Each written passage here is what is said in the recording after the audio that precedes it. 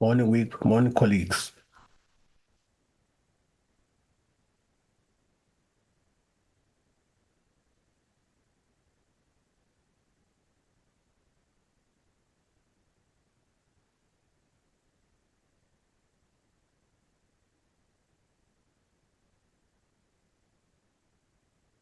Nomthazo, right?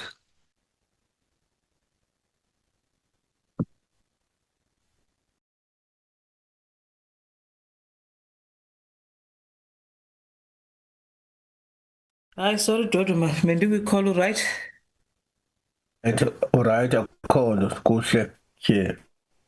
Ya ndithi hayi ubabeke ibhatyi njengomntu wemka.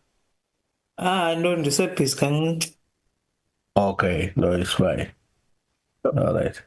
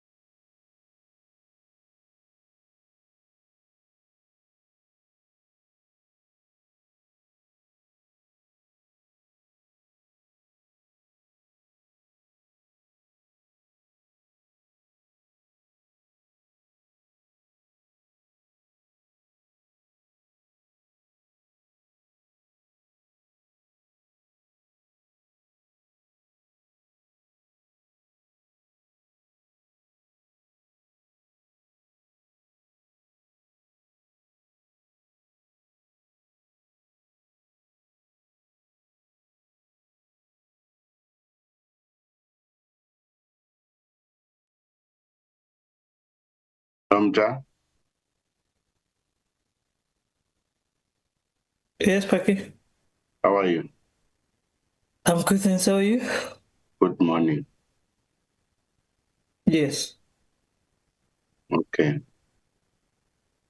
Now I was checking because I need to open. So now there's somewhere 22 things switch on, but I didn't do it. So I was checking what is it fine. Oh. So what must I do now? Nothing. Are you not the... Am I the host or... Yeah. Mandibeke kuwela nto yobu-host.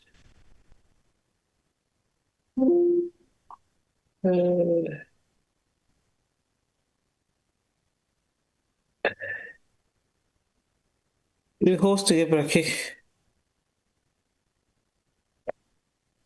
Okay, because I wanted to go to near Spusis.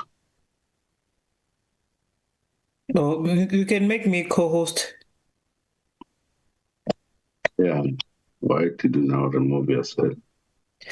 Because I wanted you to be the host.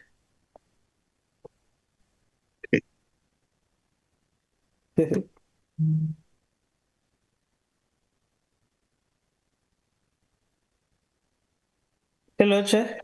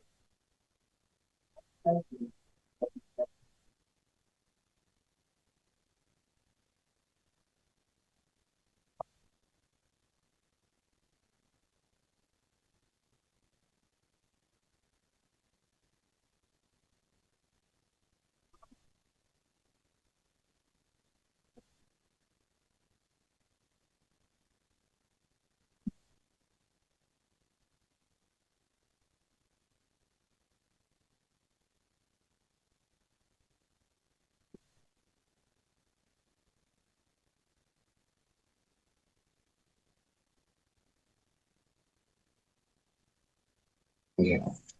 Good morning, Secretariat. Kindly assist the chair. She is trying to log Recording in in progress. and she's experiencing some difficulties. Please go and try to assist her. Good morning, Honorable Malimecha. I've assisted the chairperson. I'm waiting for her to log in.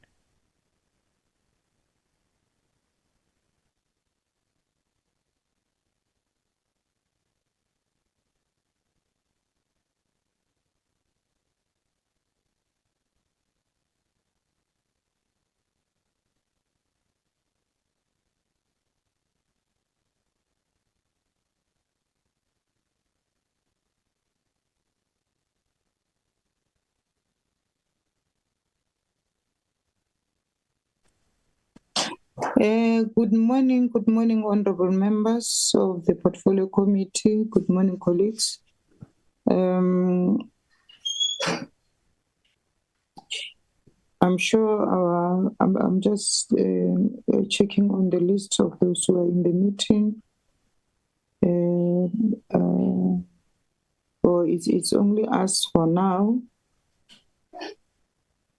Okay, thank you very much. Let me again greet everybody who is in the meeting, members of the Portfolio Committee, our Secretariat this morning, yes, and our researcher, you and your team, be greeted this morning as we are going to start with this meeting. I see it is now 9:31 on my gadget. I was trying to be early in the meeting, but I was being failed by the network. Now that we are in here, allow me to open this meeting officially and to welcome everybody and to continue to say The purpose of this first session of the meeting is for us to deal with the report that talks to our BRRR. I am sure the honorable members have seen the report, and they managed to go through the report, and whenever it is time for them to check where they can be able to be amendments, they will do so freely. There won't be any problem. Secretary, take us on item number 2, the item that deals with apologies.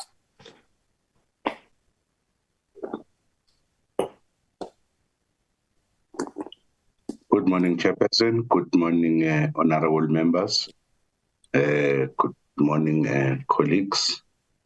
Chairperson, the apology that I had received, but however, I think it has changed. It was from Honorable Hlazo Webster, but right now she is in the platform. I admitted her. So those are the apologies that we have received. And then on the platform, we've got Honorable Malimacha, Honorable Kruger, Honorable Njaba, Honorable Mulutsana, Honorable Hlazo Webster, Honorable Singh, Honorable Bilankulu, and then Honorable Sapo. So those are the members that I have admitted in the platform, Chair. Then have the 2 PLOs from the department, which is Mr. Sitole and then Mr. Samba. Thank you, Chair. Thank you very much. Thank you very much, Secretary, for assisting us with that item. And allow me to say we really thank God for protecting us, and we are able to attend the meeting. We don't take that light. It is because of him that all of us are here today. Before I can continue on the next item, I see the hand of Dr. Kruger, Honorable Kruger. Over to you, sir. Yes, thank you, Chair. I think there's a standing apology from our member. I don't know if King mentioned her name, and I don't see her in the committee list either. Okay. If King can just give us an explanation about that, the new member. Okay, thank you very much, Honorable Cooper, for raising that one. And also today we don't have your Honorable Member Sarah in the meeting. Is she here? Oh, she's here. Yes, Chair. Okay. Good morning, Chair. Okay. I'm here. Okay, welcome. King? Thank you, Chairperson. Honorable Kruger, we have been trying to locate Honorable Powell, and then with no success, and then when we send the communication, it shows that she is out of the office. For any emergency things for small business, we must communicate it with you. So it seems, I don't know whether she's on leave or where she is. We haven't got any indication. This is what we have been trying to do. Even on the list of the communication that is going out, her name is there, but there's this message that comes back to indicate that she is out of the office. For the list on this register, we'll just have to rectify that and include her name, I think, because I was using the old template when I was developing this agenda. That's how it is for now. Thank you, Chair. Okay, thank you very much. I am sure the Honorable Kruger will be able to locate his Honorable Member. On that note, thank you very much for the explanation, Secretary. We are now on the next item whereby we need to Chair, there are consider. two hands. There are two hands before you. Oh, okay. My apology. I didn't see that. Yeah, there's Honorable a hand from Kruka, then Honorable Malimacha. Yes. Okay. Honorable members, in that order. Chair, I first?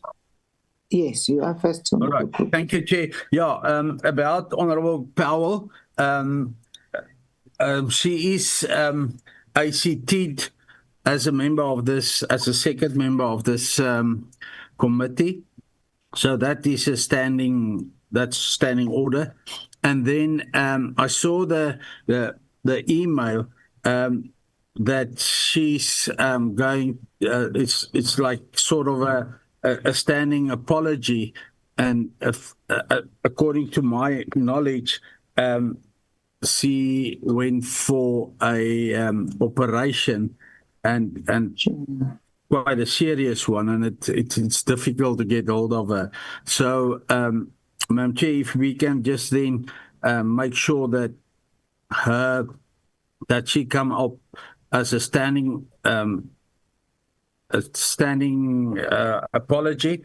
I will speak to my chief whip today so that we communicate it to this committee. Thank you, Chair.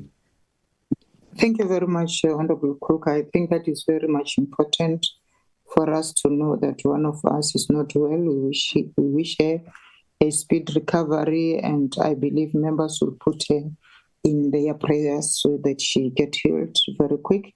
And I heard the secretary saying that they will look on the list and make sure that she is on the list. I'm sure this was just an oversight on their side. Thank you very much. Honorable Malimacha. No, thanks, Chair. I wanted to come in, but after Mr. Kruka came and clarified himself, I think he's not far from what I wanted to check. The Secretary, I wanted to check if you also send her all the links.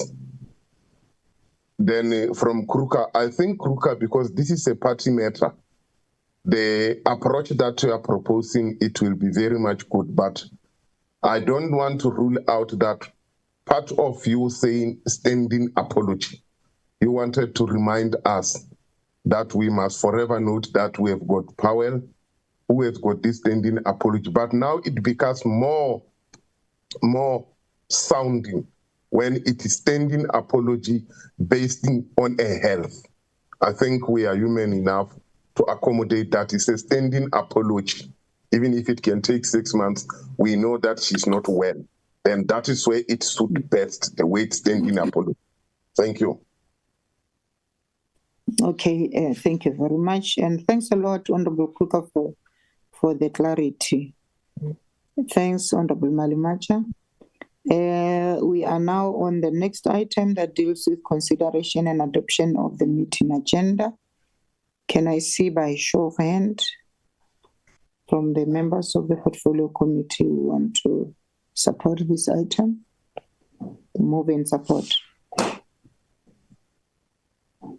I see the hand of Honorable three hands, Malimacha and Kruka, or the other one is being drawn. In that order, Honorable Malimacha. I stand to move for the adoption of this agenda. Thank you. Thank you for the move. Honorable Hendro Kruka. Yes, Madam Chair, I move that and second that motion from Honorable Malimacha. Thank you very much. The motion has been moved and seconded. Thank you very much, honorable members. We are now on the next item that deals with tabling, consideration, and adoption of the 2025 budget review and recommendations report. And this item is going to be done by our content advisor, Ntate Gumede. I have a request to the honorable members. Today is Wednesday. In the afternoon, we are going into our parliamentary work, whereby we'll be having the plenary of the House. And thereafter, after this presentation, content advisor, then we will be listening to the Department of Planning, Monitoring and Evaluation, whereby they will be capacitating the honorable members of the Portfolio Committee with the item that deals with the red tape reduction advisory.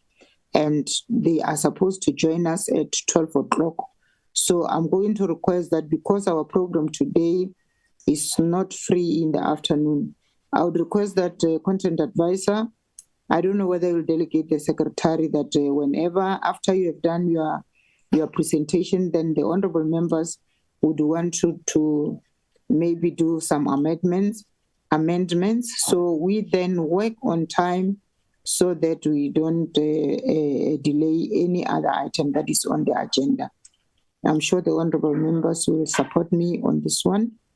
And even when we'll be dealing with the department, I would request that we at least stick to 1 hour for presentation and our interrogation on the report so that we are able to have lunch and go to attend our plenary in the House. Thank you very much. And Tate Kumede, we are in your hands. Yes, Chairperson, thank you very much. Morning, Chair, morning, honorable members, morning, colleagues. Chair, this is now the first draft budget vote report of the Portfolio Committee after consideration of the annual reports of the department and SEDFA in our last week's meeting. Chair, the department and SEDFA have tabled and appeared before this committee to present their 2024-2025 annual reports together with audited financial and non-financial performance results. That appearance was on the 15th of October 2025. Chair, before I start my presentation, I just wish to register that I'll just follow the sort of a procedure that we usually do, where I'll just glance over the document. Then we go through observation by observation and recommendation by recommendation towards the end of my report, in the interest of time. I hope that is acceptable, Chairperson. Yes. I don't see any other hand that is trying to say something, whether opposing or supporting, but I should take that. Members agree. Thank you. Okay, thank you very much, Chairperson. So what we're doing today, Chair, is to consider the BRRR. There is one hand up. My hand is up. Okay, I'm sorry I left the page. Honorable Malimacha. No, it's fine. It's understandable. It's just I wanted to check with the content advisor. Are we in agreement that we have gone through the report, the likes of introduction and other things which are standard you might consider to have been read? Over to you, content advisor. I'm not sure if I understand the question, Honorable Malimacha. You want me to go through the introduction? Is that what you are saying, or? No. I was saying the likes of introduction, you can consider them to have been read. Yes, I was supporting you to say, as much as you want to do this way, you must remember there are other standard items items such as introduction and other fields which are considered to have been read, because indeed we have read even the construction of them in the strike, it was ourselves. So it will be very vital and time-saving if we zoom exactly to the content rather these other things in support of what we propose. That's fine. Thank you very much, Honorable Malimacha, for that guidance. Okay, no, it's fine. So introduction, then the purpose of the budget vote report, it's outlined in Section 773 of the Constitution, as well as the Money Bills Amendment Procedure and Related Matters Act. The methodology that we used, Chair, there were virtual briefing sessions held with the department and SEDFA on Wednesday, the 15th of October, to scrutinize and review the annual reports and financial statements of the department. That process led or culminated into this BRRR report that we are considering today. Furthermore, Chair, the committee received briefing from the AG in relation to the audit outcomes of the department and SEDFA. That was on the 14th of October, that was last week. 1.3, it's just the outline of the mandate of the committee. I'm not going to go through that. 1.4, it's the mandate of the department. 1.4.1, it's Small Enterprise and Finance Development Agency.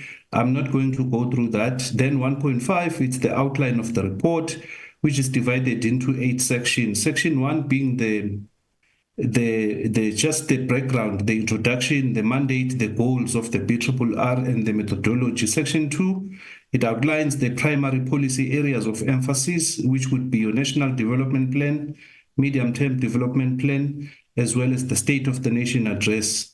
Section 3 and revisits the 2024 recommendations to see if any of them are being implemented or addressed by the department. Section 5 deals with the overview of the service delivery performance. These are now non-financial performance indicators, whereas Section 4 reflects on the department's financial performance against its allocation for the financial year 2024-2025. The latter sections of the report deals with the departmental entity, which is now SEDFA. We point out notable areas for observations. Then we conclude by offering recommendations to the minister, the department, and SEDFA. Section 0.2, honorable members, it's just the overview of the department here in terms of the policies, the legislation, the strategies that are of interest to their mandate, one of which is the National Development Plan, the NDP, which is the country's vision with the target of creating 9.9 million jobs in 2030. The NDP is directed to, the department is directed to implement Chapter 3 and Chapter 6 in the National Development Plan. Those chapters deal with the economy, employment, as well as rural inclusive growth. Then there is Medium-Term Development Plan. It's just the MTSF that has been repurposed into Medium-Term Development Plan to align with international best practices. This is a comprehensive roadmap for the country's development over the next 5 years. It is a building block for the NDP vision of 2030. It aims to drive again inclusive growth, improve service delivery, enhance living conditions for all citizens.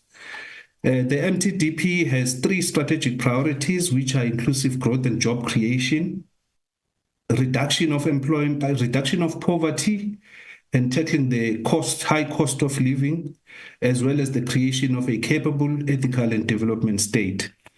Then, honorable members, there is the State of the Nation, which was delivered by our president on the 6th of February 2025, after emerging as the preferred candidate for the government of national unity. He delivered his maiden address in the 7th administration and parliament. There are some of the interesting policy propositions that the president made in his State of the Nation address, honorable members, some of which include the practicalization of the Public Procurement Act to ensure that businesses owned by women, youth, and persons living with disabilities receive equitable opportunities in government contracts, which will involve streamlining finance for small businesses, increasing venture capital for high growth startups, and creating regulatory climate that encourages rather than hinders informal businesses. We have started implementing those policy propositions, honorable members. We have proposed a meeting with the National Treasury where some of these issues will be discussed. This afternoon, we are also receiving a presentation from the National Planning Commission with regards to some of the issues that were raised by the president during the State of the Nation address. Then 2.4, it's just the outcomes, the 5-year strategic outcomes of the 2020. Remember, honorable members, we are looking backwards now from 2020 to 2025 in terms of what was achieved by the department. For instance, in terms of the last year's APP, there are 5 outcomes. There are 7 outcomes that the department is sought to deliver on. It's improved governance and compliance, improved integrated and streamlined business processes and systems. Outcome 4, scaled up and coordinated support for SMMEs, cooperatives, village, and so forth. I'm not going to go through each one of them, honorable members. You can just go through them at your leisure. Then section 3, it's a summary of previous key recommendations that were made by the committee. These are contained in our previous BRRR report of the 2024. So these are just responses now from the department in terms of what we had recommended in the past. I'm not going to go through each one of them, honorable members. You can go through them at your leisure. Because we also have a session on the committee recommendations tracker to see to what extent is the department and SETFA is responding to some of the recommendations that are made by the portfolio committee. Some of these recommendations are actually incorporated in that recommendation tracker, which we will consider separately in due course. Section 4, we look at the overview and assessment of service delivery performance. These are now non-financial performance indicator. The department formulated an annual strategic plan for the review period that includes 34 performance indicators and targets. At the end of the financial year, which was 31 March, the department reviewed its performance against these 34 targets to determine what was achieved. Chair, of the 34 targets that the department had set itself to achieve, it successfully achieved 30, which equates to 88%, and missed out on 4 targets, which equates to 12%. It then utilized 98% of its allocated budget, which is really good. This is 3% higher than what it achieved during the previous financial cycle, where it achieved 85%. Program 1 remains a stellar performer. Out of the 4 programs of the department, Program 1 achieved 99.4%. Then we note here, honorable members, that over the period of 5 years covered by the 2020-25 strategic plan, this remains the department's highest achievement, with the lowest being 56% in the financial year 2022-2023, which was really precipitated by the COVID-19 or COVID-18 hangover. So table 2, it's just the outline of the indicators. For instance, in administration or program 1, the department had set to achieve 8 targets. The annual that we achieved, it's 8, so it actually achieved 100%. Program 2 or sector policy and research, there are 11 targets. A number of output indicators is 11, annual target is 11, it achieved 91, then there is 1 which was not achieved. Program 3, there were 6 targets, it achieved 5. Program 4, there were 9 targets, 7 were achieved, then it missed 2. 4.1, it's just a summary, honorable members, of the 4 programs of the department. I'm not going to go through it, but it's important to note that the program continues to surpass its record of paying 100% of its valid creditors in under 30 days, while maintaining 1.6% expenditure variance on annual budget. This is very good, honorable members. Then a summary of program 2. Here we are also noting that historically program 2 has not fared well. In the previous 2 financial years, it registered 40% and 33% respectively. So during this current year under review, it achieved 91%, which indicate a marked improvement in terms of performance. I think it's very important to note that as well. Then summary of program 3, we note here as well that the department had set itself to achieve 6 targets, but it achieved 5, resulting in an 83% performance output. It only missed out on 1, which is the business infrastructure. The department has henceforward launched the business infrastructure support program now to replace this particular program. It's part of the turnaround strategy of the department to overcome poor performance in this particular one. This BISP is scheduled for implementation during the current financial year, which is 2025-2026. Then the fourth program, summary of the fourth program, which is Enterprise Development, Innovation and Entrepreneurship. There is just one program here of concern, honorable members, the Craft Customized Sector Program, and also it underperformed on township and rural enterprises. The CSP, honorable members, you will recall that it's one that we visited in Northern Cape. We were not happy, and there was a recommendation that you did as members of this committee that maybe the department should review its relationship with provincial investment promotion agency, which are often called PIPAs. Some of these would be your TIKZN in KwaZulu-Natal, Free State Development Corporation, which we interacted with in our recent oversight visits in Free State, and also the Northern Cape Economic Development Agency. There's just ongoing issues with these PIPAs, honorable members, related to the non-compliance with SARS, which end up affecting the work of the department. As a result, under Program 2, it's one of the reasons why the department could not achieve that particular indicator. Then Section 5, it's just an overview and assessment of financial performance. The program expenditure as of 31 March was 2380 or 2.3 billion. That equates to 98% expenditure compared to the final appropriation of 2.4 billion. There was an underspending, honorable members, of 39 million rands, which equates to 1.6. This is slightly better than the preceding cycle, where a variance of 1.8% was registered, and the underspending was to the tune of 44 million rands. So there is an improvement, honorable members, but they are still concerned because 39 million rands, it's a lot of money. The expenditure pattern is within the threshold of 5%, which is good.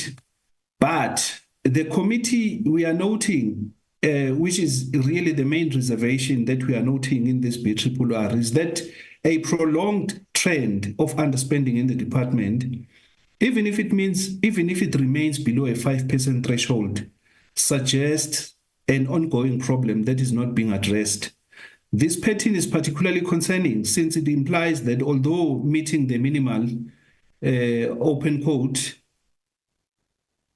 acceptable limit in all the years, the underlying factors causing the underspending have not been addressed and continue to have detrimental effects on service delivery, which can lead to poor governance, maladministration, and lack of accountability. The main cause of under-expenditure continues to be vacancies in all four programs and throughout the sixth administration. As of 31 March 2025, vacancies remained fairly high at 19.6%. This is beyond the 10% target that the department has actually set itself to achieve. So it wants to maintain a vacancy rate that is below 10%. But as of 31 March 2025, the vacancy rate was standing at 19.6%. Compensation of employees as well as goods and services for most of the underspending accounts for most of the underspending on financial indicators due to unfilled vacant position. So Table 3, honorable members, is just a consolidated summary of the expenditure patterns by the department. For instance, administration was, the final appropriation was 166 million. The actual expenditure was 165. It underspent by 970,000. Sector policy and research, which is Program 2, the actual final appropriation was 45 million. The department only managed to spend 37 million rands. Then the variance is 7.9 million, and so forth and so forth. I'm not going to go through all of them. Members can go through during their spare time. It's just a summary here on annual expenditure for Program 1, honorable members, to say the annual expenditure or the annual spending for Program 1 is 166, which equates to 99.4% of the approved budget. The approved budget being 167 million, resulting in 0.6% underspending or 970,000 underspending. Then 5.2, it's also a summary of expenditure for Program 2. The annual spending on Program 2 came to 37 million rands, which equates to 83%, which fell short of the financial authorization of 45 million. The authorization was 45, they spent 7.9 million. Then table 5, expenditure on Program 2, it's just also a summary of what I've said in the above. Then 5.3 is a summary of expenditure for Program 3. The annual spending for Program 3 is 142, which equates to 83%. Again, it could not spend the whole of its budget, which was 171 million. So the underspending there is 28.5 million or 16.7%. Then the last one, expenditure for Program 4. Program 4, which is Enterprise Development, Innovation and Entrepreneurship. There was an underspending of 1.8 million rands, which is not that bad, resulting in an expenditure of 2 billion against it's 2,035,000 as against 2,036. The majority of the underspending, which is 1.7 million rands, was attributed to vacancies within the compensation of employees. In fact, honorable members, all the 4 programs, the main reason for underspending would usually be compensation of employees, as well as goods and services. Then on 5.5, it's just a summary of expenditure by economic classification. What I did there, honorable members, was to look at the compensation of employees, which came to 218 million as against the final appropriation of 232 million. So under compensation of employees, there was a 94% expenditure rate, resulting in the difference of 14 million rands. So under compensation of employees, it underspent by 14 million rands. There is also goods and services. There was also an underspending there of 1.2 million. There is transfer and subsidies, capital assets, financial assets, and so forth. Then there is a table that will accompany the narrative. Then on 5.6, honorable members, it's the report of the Auditor General. It's just a summary again. On 14 October 2025, the AG briefed the committee on the portfolio's audit results. In terms of the AG findings, the committee notes and supports the AG's declaration or statement that the department and SEFA, what the AG did, honorable members, was to subdivide the report into 2. The first one, SEFA, was reported as an entity on its own until 30 September of 2024. Then the consolidated agents was reported to as from the 1st of October 2024 up until 31 March 2025. So both the department and SEFA successfully ratified all of the shortcomings noted in the prior audit, resulting in better audit results. The department, during this current financial year, the department maintained its unqualified audit opinion with no findings. This is often referred to as clean audit. While SEFA improved from an unqualified audit opinion with findings from the previous year to clean audit opinion with no findings during this year, meaning up until 30 September 2024. SEDA received an unqualified audit opinion with material performance information findings. This is again up until 30 September 2024. With the 2 agencies now having been merged on the 1st of October 2024, SEDFA now as the agents received an unqualified audit opinion, meaning its financial statements were largely free of material misstatements after auditors addressed issues during the audit process. So this is the period, honorable members, from the 1st of October to 31 March 2025.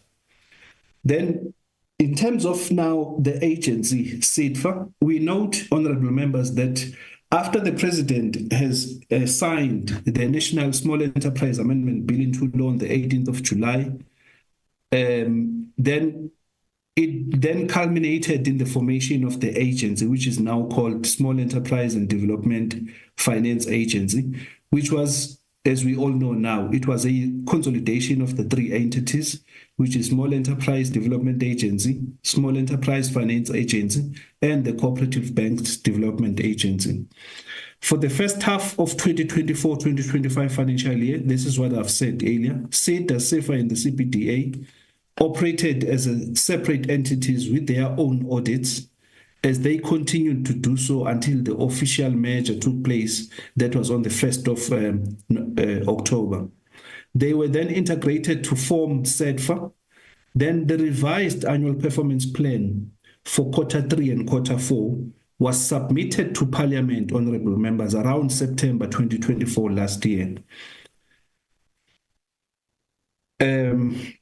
So this is in terms of the two annual reports that one is referring to. Then the establishment, I'm not going to go through this because we all know it's in terms of the National Small Enterprise Amendment Act. Then the SEDFA programs now, the ones that we have adopted, honorable members, just to remind to the members of the committee that the SEDFA has actually developed 5 programs that going forward, it will be reporting on, one of which is the ecosystem development and management. The second one is business development services. Another one is lending and investment. The fourth one is capital management. And the last one, which is often called administration, it's corporate service management.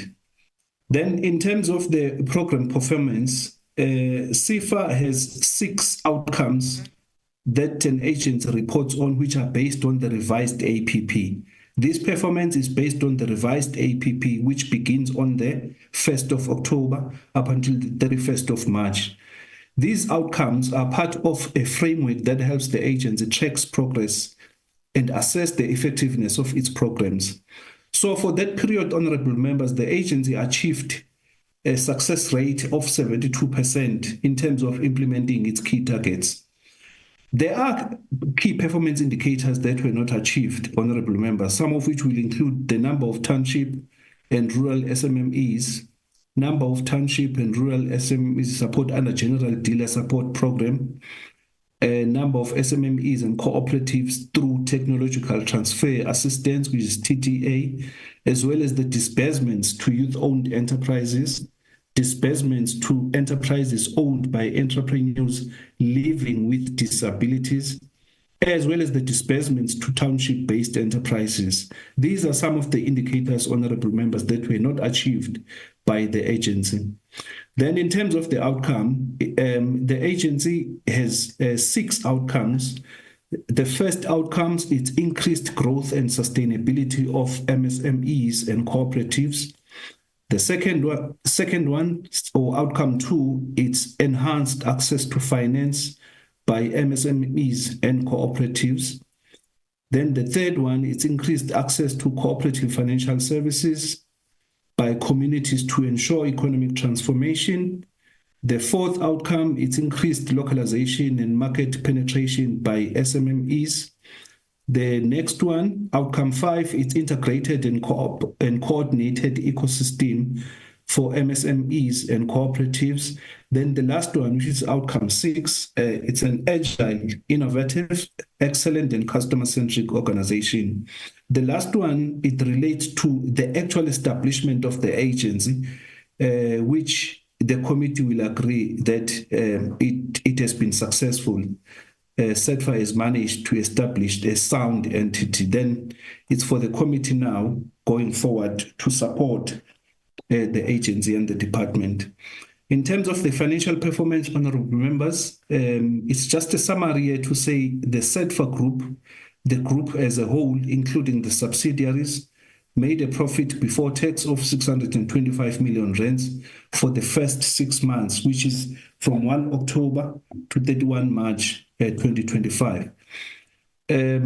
Here we note again some of the few indicators, financial indicators that we are noting, honorable members. For instance, the cost to income ratio at the end of financial year, which is 31 March 2025, was 59% against the target of 87%. But we note here, honorable members, that ordinarily a cost to income ratio of below 50% is often considered a favorable benchmark for many industries, as it indicates strong operational efficiency. So maybe it's one discussion we need to have with SEDFA around this particular budget, around this particular target of 87%, as opposed to maybe 60%. Then the report of the Auditor General, as we have said, honorable members, it's unqualified with material findings on the quality of financial statements and reported performance information. The Auditor General has made few remarks and few recommendations, and it is directed that this portfolio committee must ensure that we intensify or we scale up the oversight of the agency to ensure that these results are actually improved. Then we now under section 7, which speaks to observations. Having reflected on the annual reports and financial statements of the department and SEDFA for the 2024-2025 financial year, the portfolio committee herewith record the following observations for recording by the department. Then on 7.1, the committee notes and welcomes positive audit outcomes for the portfolio. The department received an unqualified audit opinion with no material findings for the financial year 2024-2025. For the period 1 April 2024 to 30 September 2024, SEFA successfully improved its audit outcomes from unqualified with findings the prior year to unqualified with no findings during the year under review. In contrast, SEDA received an unqualified audit opinion, but with material findings related to performance information. So this is one area, honorable members, that we have been directed by the Auditor General to pay particular attention to, and to make sure that the department and SEDFA implement the recommendations of the Auditor General. Then 7.2, after the merger, from 1 October 2024 to 31 March 2025, the committee notes that SEDFA's audit outcome is unqualified with material findings on the quality of financial statements and reported performance information. Given that this is a new entity, the committee is optimistic that the audit results will improve with time. Then the third one, the committee is pleased that the department has consistently met the requirements to pay all valid invoices within 30 days, indicating compliance with regulations that aim to prevent cash flow issues for suppliers. It again paid all of its legitimate debtors in less than 30 days during the period under review. Then 7.4, the department successfully implemented 30 out of 34 targets and recorded an impressive performance of 88%, the highest achievement in 5 years. On the contrary, SEDFA recorded a success rate of 72% of key targets. The agency blamed underperformance on the General Dealer Support Program and Technology Transfer Assistance Program, or TTA. Then 7.5, the department financial spending performance is stable. It registered an impressive 98.4% expenditure and reduced unspent funds from 44 million rands during the previous cycle to 39 million rands in 2024-2025 financial year. It thus kept an annual budget variance below 5% and in that way demonstrating strong financial control. The committee is concerned about the 87 terminations, notwithstanding a total of 168 appointments during the period in consideration. As of 31 March 2025, the department reported a vacancy rate of 19.6%, which amounts to 62 vacant positions. The number of vacant positions correlates with the degree of underspending, in particular, compensation of employee, which underspent by 14.6 million rands or 6.3%.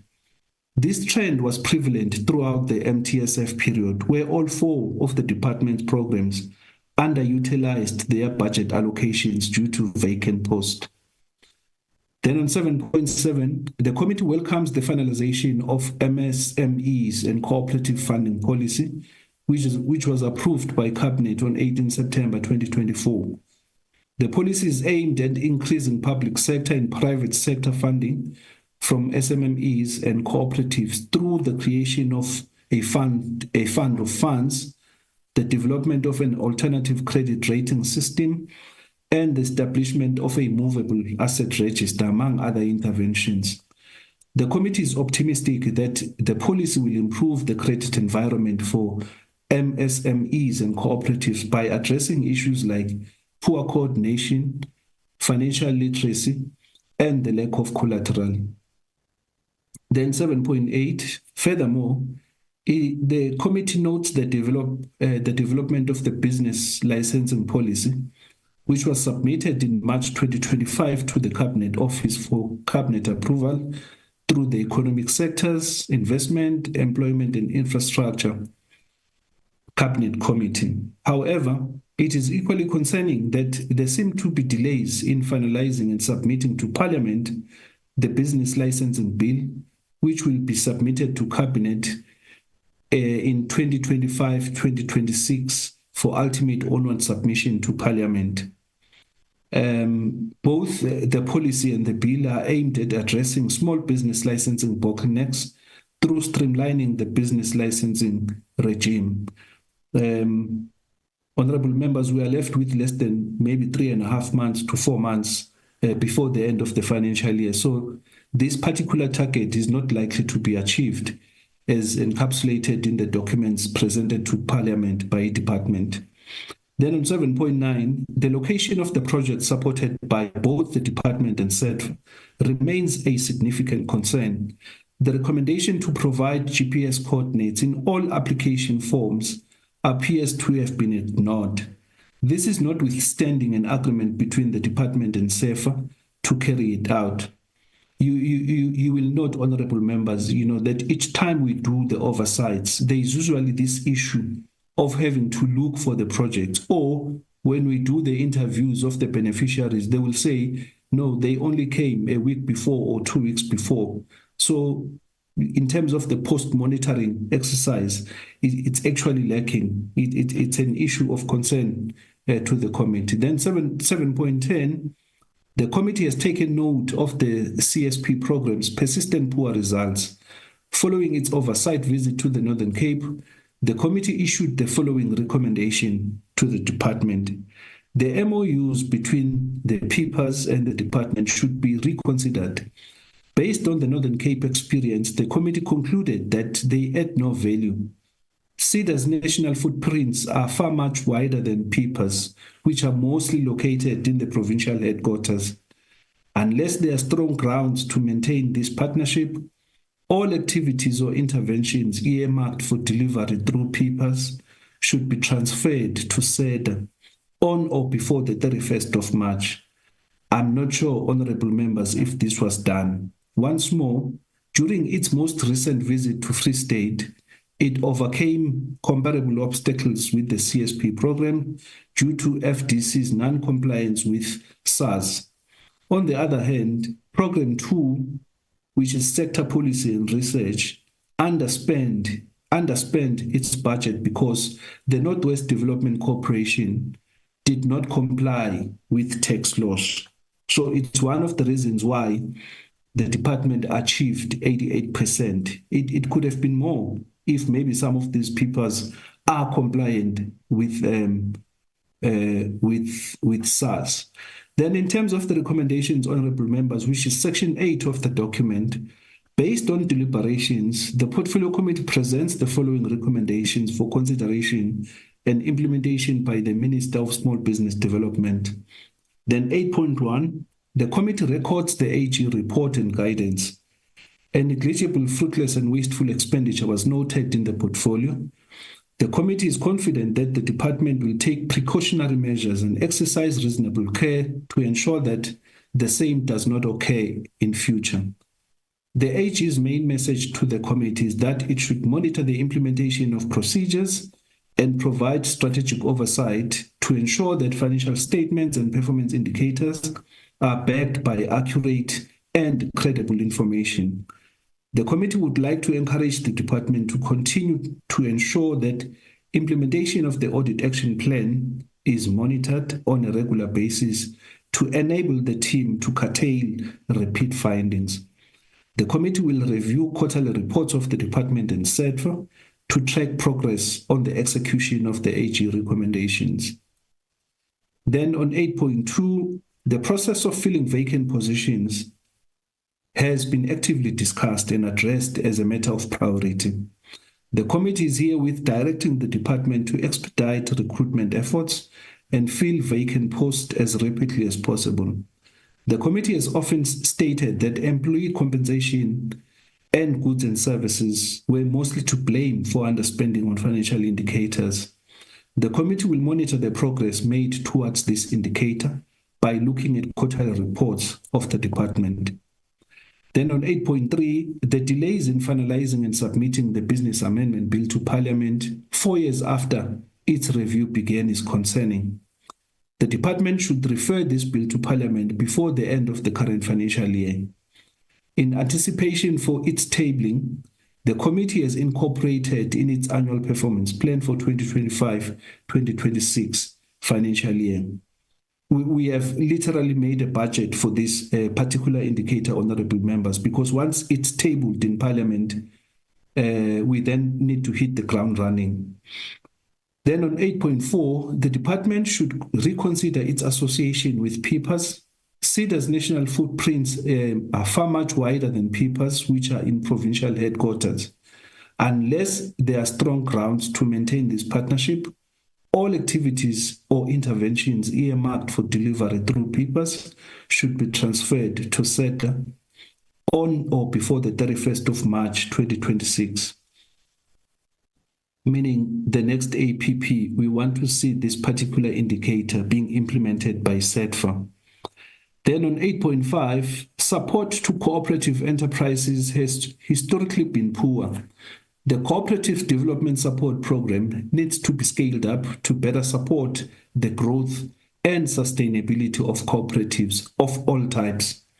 This involves increasing financial and non-financial support, full implementation of the legislations. This is one of the parliamentary indicator, honorable members, that the departments should implement all the legislations that resides within their portfolio. One of those would be the Cooperatives Amendment Act that resides within the Department of Small Business Development, the Cooperative Banks Act, which is a subject for discussion with the National Treasury in our next meeting, because it's one of the Cooperative Banks Act, it's one of the legislation that affects our constituency. However, it resides within the Department of National Treasury. So a discussion is required between us or DSBD and the National Treasury as to whether we are now transferring that particular legislation to the Department of Small Business Development, the same way we did with the Business Act of 2009, which was residing under the Department of Trade and Industry, which is now been transferred to the Department of Small Business Development. Then improving access to markets and addressing challenges like limited access to capital and business skills. The committee will routinely examine quarterly reports from the department and SEDFA to ensure the extent of improvement. Then on 8.6, SEDFA should consider disposing of its property portfolio and focus on its mandate of increasing access to finance for MSMEs and cooperatives. Access to affordable office space and business premises is a challenge for many young and aspiring entrepreneurs.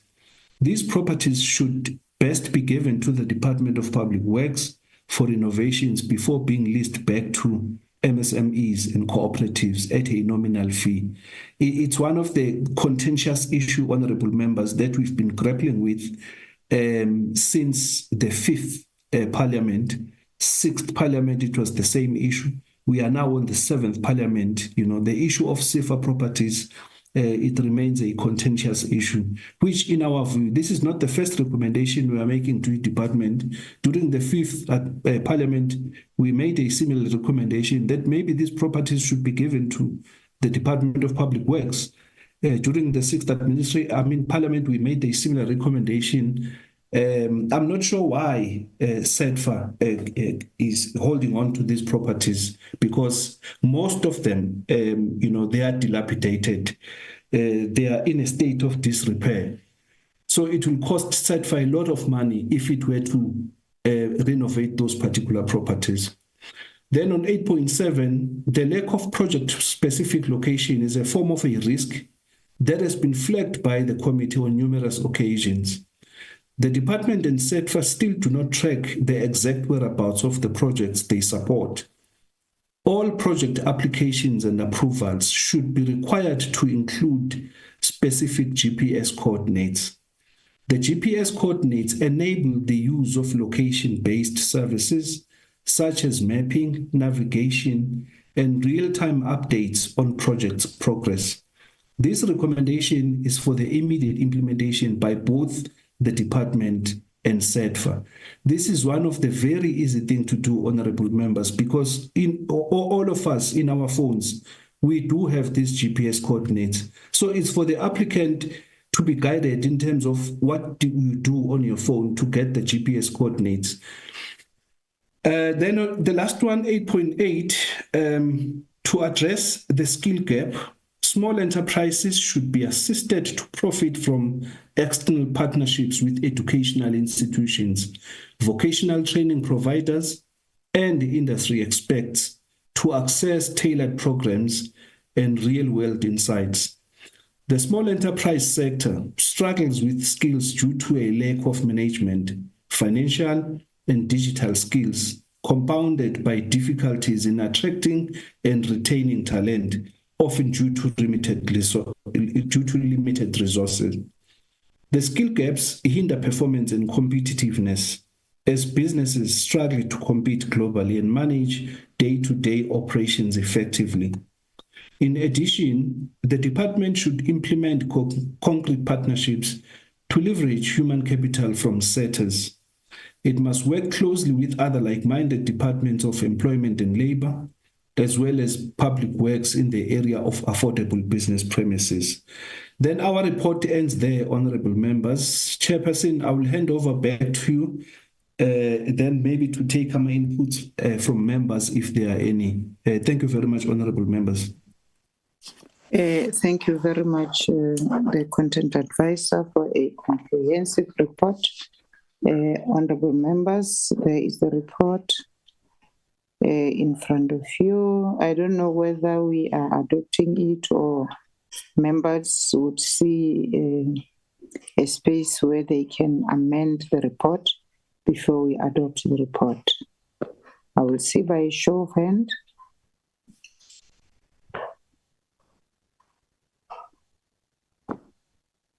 I see the hand of Honorable Kruger in that order. Actually, it's you. Okay, it will be in that order. The other hand is from Honorable Singh. Yes, you'll be the first one, Honorable Kruger. Over to you, sir. Thank you, Chair. I was just struggling to unmute myself. And again, as usual, our content advisor did an excellent job, and I personally want to thank him for the hard work he put into this report.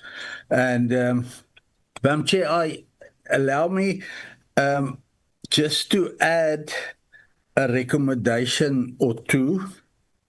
At recommendation 8.4, when we talk about the PIPAs, And I'm very happy to see that's happening, because from my own province, there's nothing happened with Mega. But I was wondering, Madam Chair, if we can't just add that SETFA should be a one-stop shop for all small business along. Doesn't matter in which sector that small business fall. Is it agriculture? Is it health? Is it tourism? Doesn't matter. There's a lot of money spent by government, and we don't. Small business development don't. We don't know where all this money is spending, and there's a lot of double dipping happening. And I know there's a few. We try to minimize double dipping, but if we can recommend something that all budgets from different departments regarding small business development can be transferred to SETFA. That is my proposal. And then, ma'am, we need, and I know we're going to talk about red tape afterwards, but one of their recommendations is, in any case, to develop a red tape reform bill for small businesses. And I think we must make it one of our recommendations that we need to a red tape reform for MSMEs committee bill, so that we can work it. There's a committee bill. There's a private members bill that's very ready. We can, in the next 6 months, we can table this red tape reform bill designed for MSMEs. So this is, and I feel very strongly about it, if we can add it as a recommendation. And then my last recommendation, Madam Chair, and I did speak last week about it, I think it's very important that the department, whenever they do a lifestyle audit, give this committee a quarterly report on lifestyle audits. The department said for everybody around small business, contractors, anybody that the department feel it's necessary to do a lifestyle audit, that we get a quarterly report just on lifestyle audits. Thank you, Madam Chair, for your patience. Thank you very much, Honorable Kruger. Content advisor, take me back to where the Honorable Kruger was talking about a one-stop shop center for one-stop shop for SETFA. If you can check, they were trying to make an addition, but there is IRO there, where you are saying all budget from different departments, IRO, should be transferred. I don't know whether it's the correct word, or maybe you want to explain why IRO. No, Chairperson, I will, before we take a report for publishing, we will circulate it to the members. What I will do, once we are done with these inputs, I will then write it properly as one of the recommendations that IRO you will see in the final report. It's just for myself as a reminder, so to speak. Oh, okay.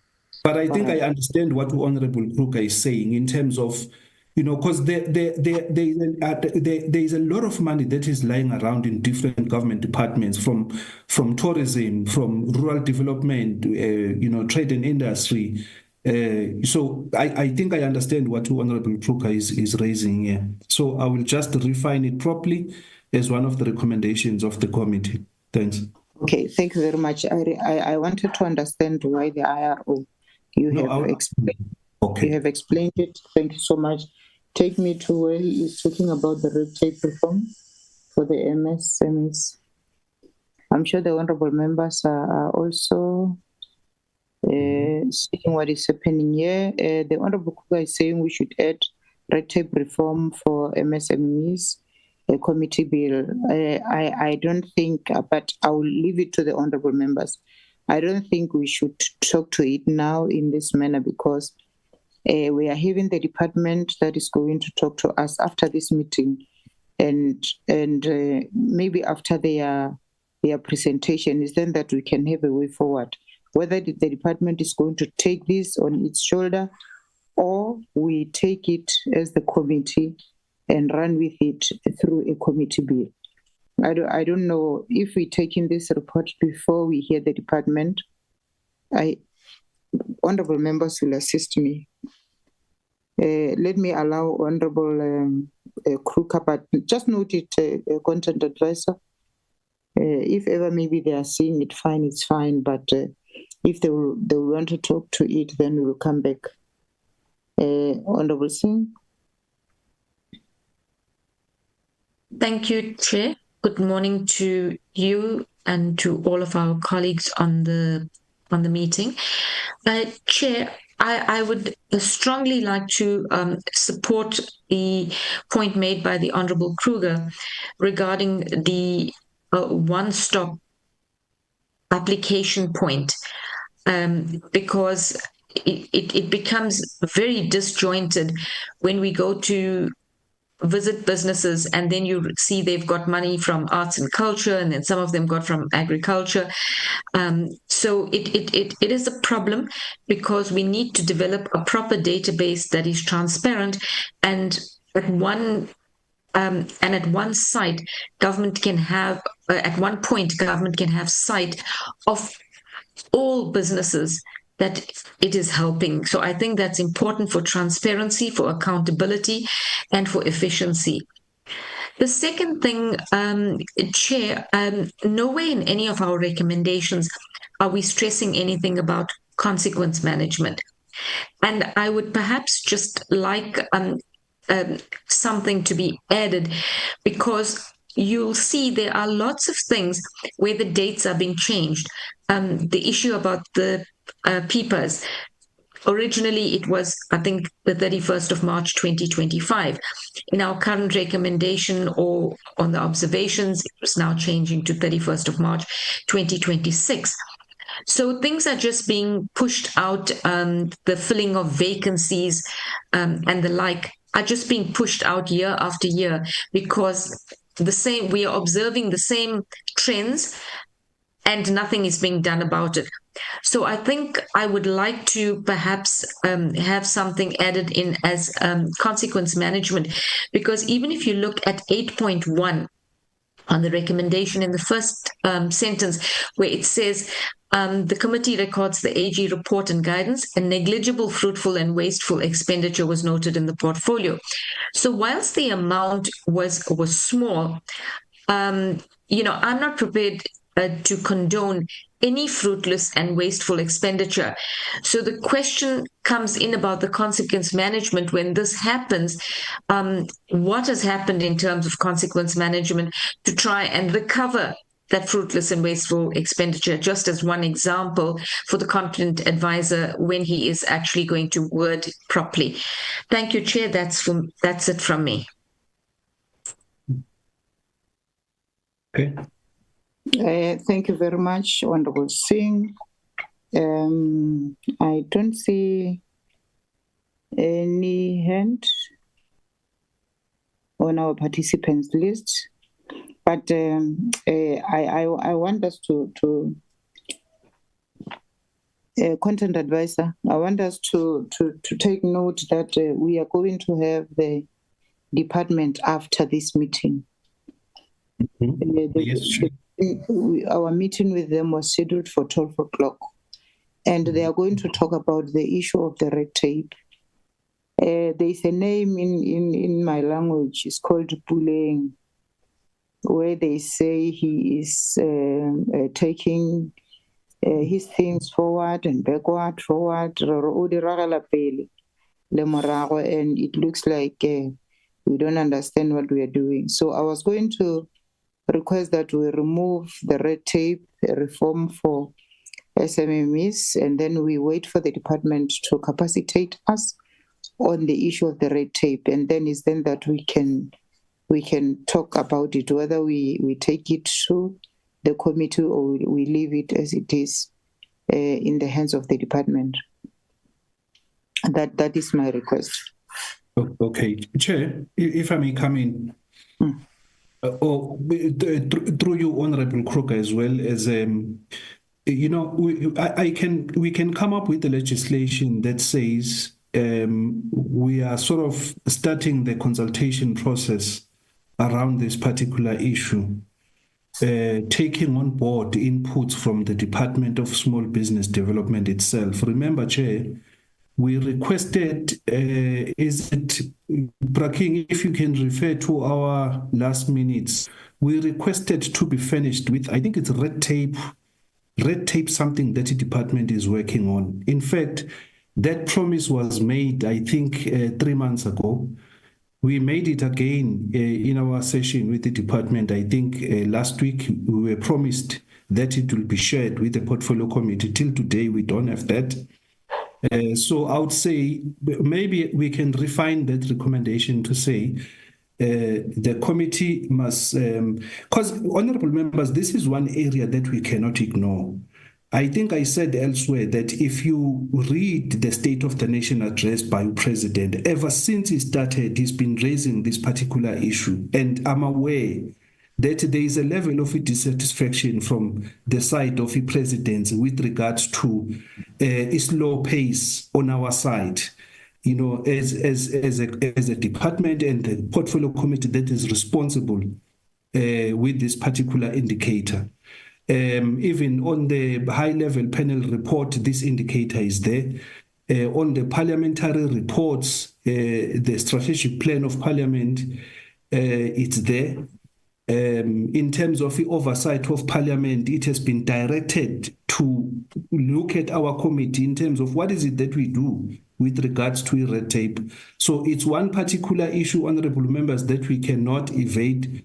We need to do something. If we can't come up with the legislation, or if the department can't come up with the legislation, it's really upon us, you know, because we are given instruments by Constitution that we can use, for instance, as a committee bill, the same way we did during the during the 6th administration, out of a frustration that the National Small Enterprise Amendment Act was not being referred to Parliament.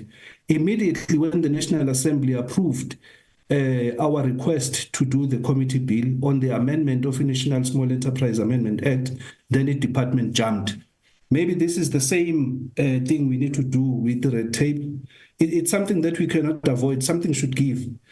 So, Chair, I can rephrase this particular recommendation to say the committee to consider red tape reforms after consulting thoroughly with relevant institutions like National Planning Commission, as we are getting a presentation today, the department, and also even with the National Treasury, because our proposed meeting with the National Treasury, one of the key agenda items there is to discuss the issue around red tape, especially in the procurement space.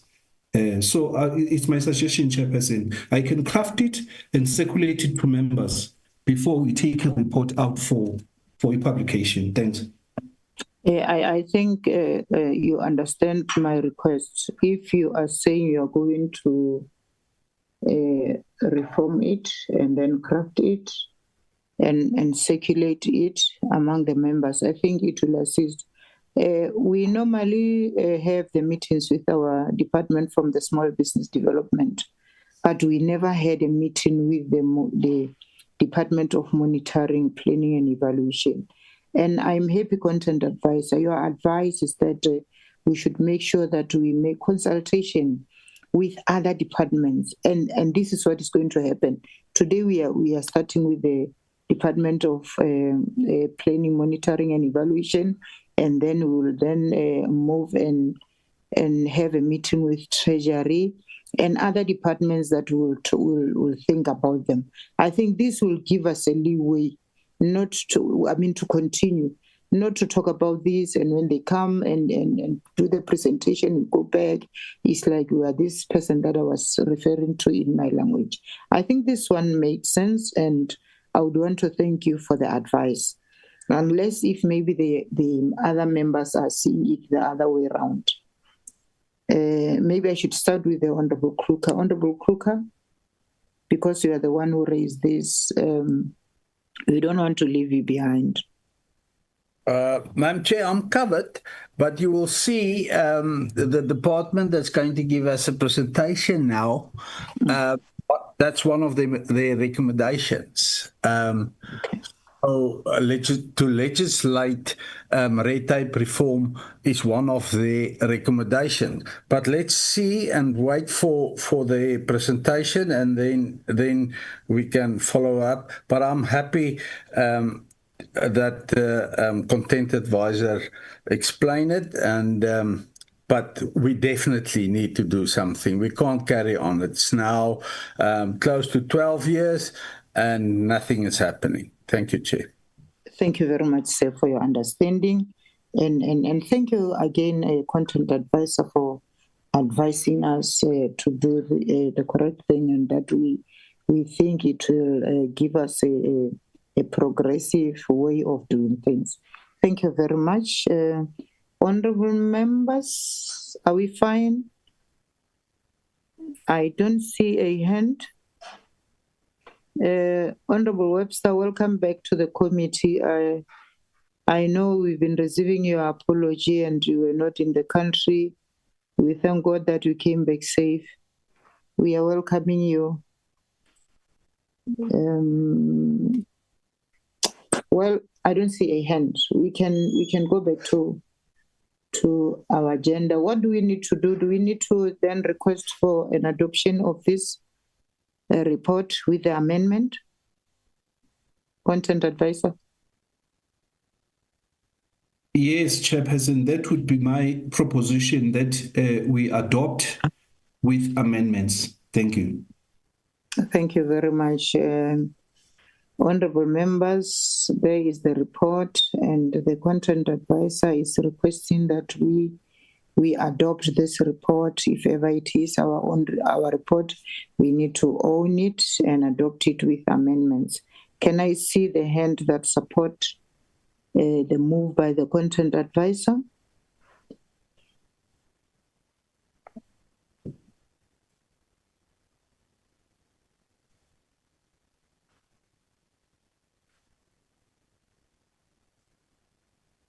And in the meantime, Secretary, take us back to the agenda, sir.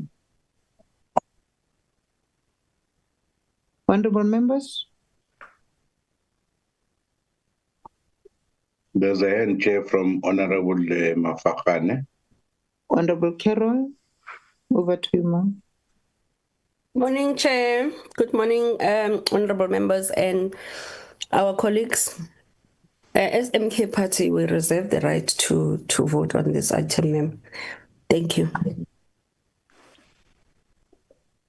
Are we voting or are we adopting the report, Carol?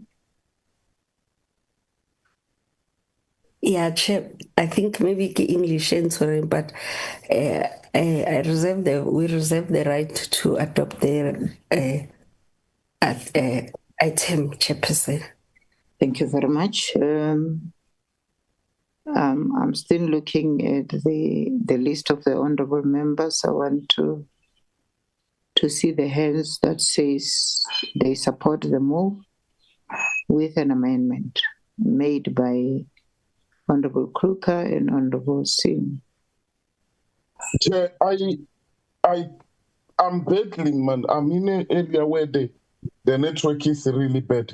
Is there a way I can be refreshed with the amendment they're talking about, if possible, and I'm not enforcing? Okay, thank you very much, Honorable Malimaja. Content advisor, please refresh the Honorable Malimaja as he is requesting. You are having a challenge of the network.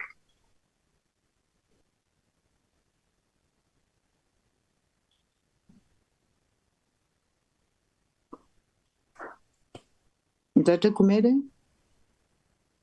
Yes, Chairperson. I don't know what's going on now. Okay, is the report reflecting on your side, Chair? No, there's something. It's list of your documents from your computer. No. Okay, let me try something.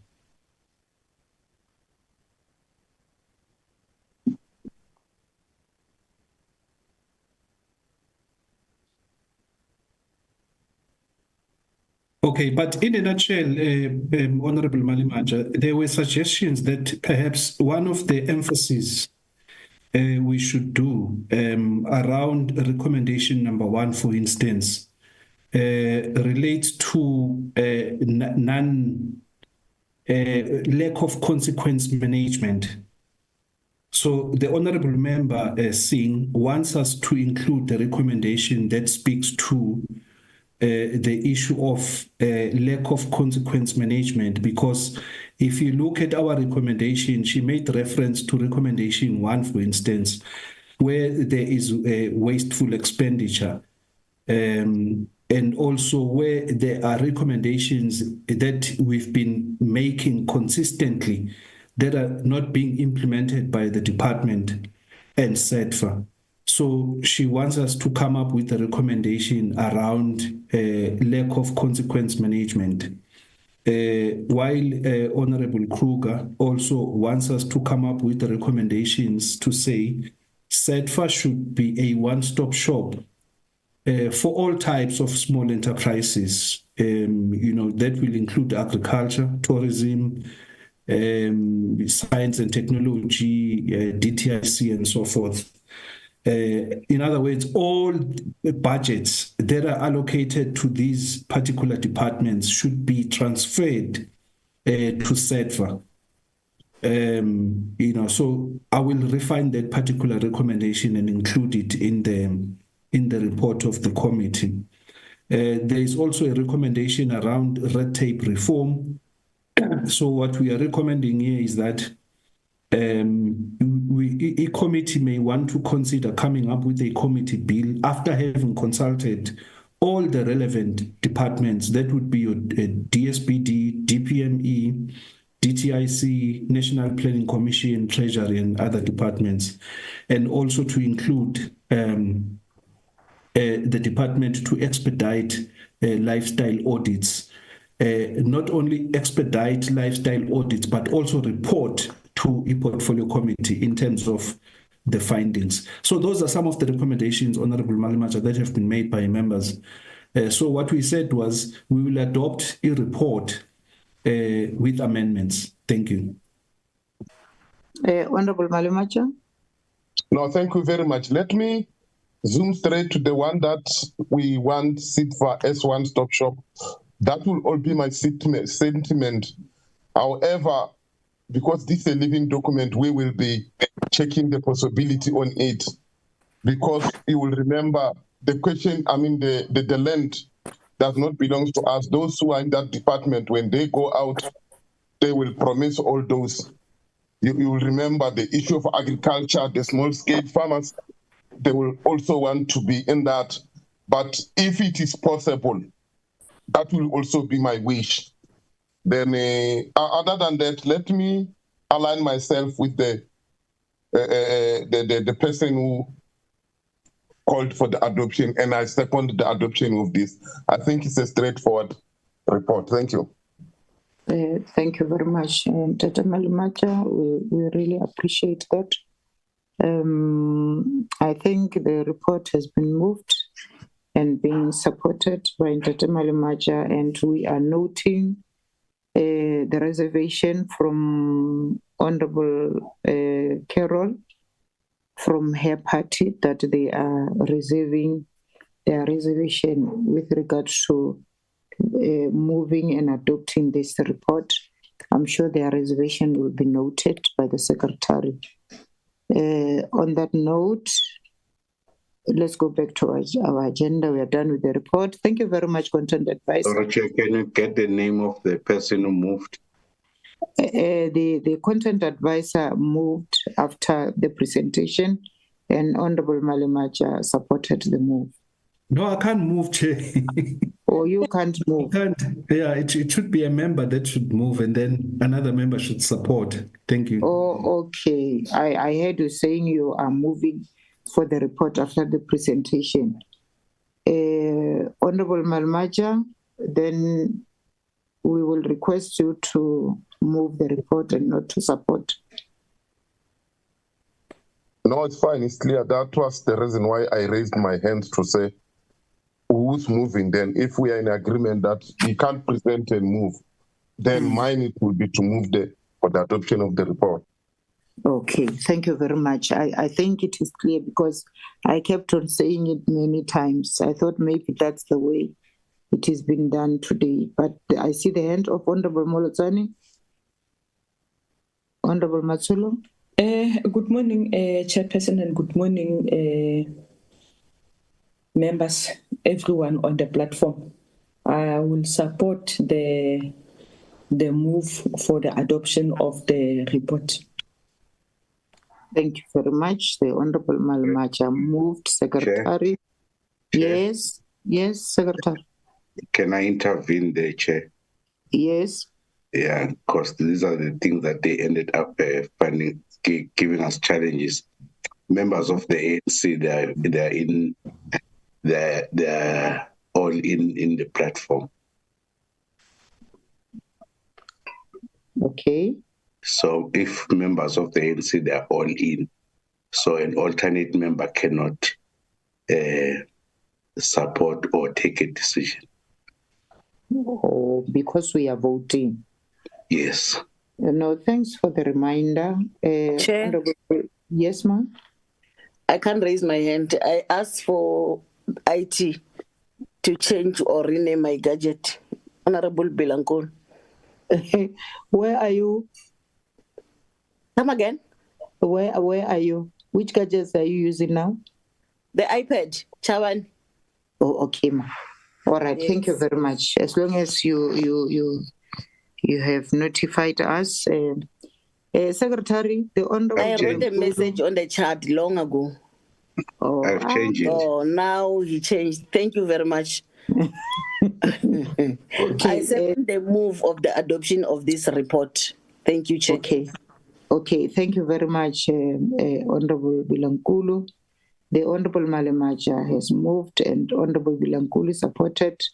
I'm very sorry that we allowed Honorable Molotsane, and we thank you for your support, ma, because if we were having a problem, we would have assisted the committee.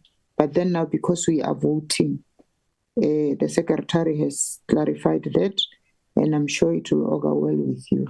Thank you very much. So the report is been moved and supported. Are we fine now, Secretary?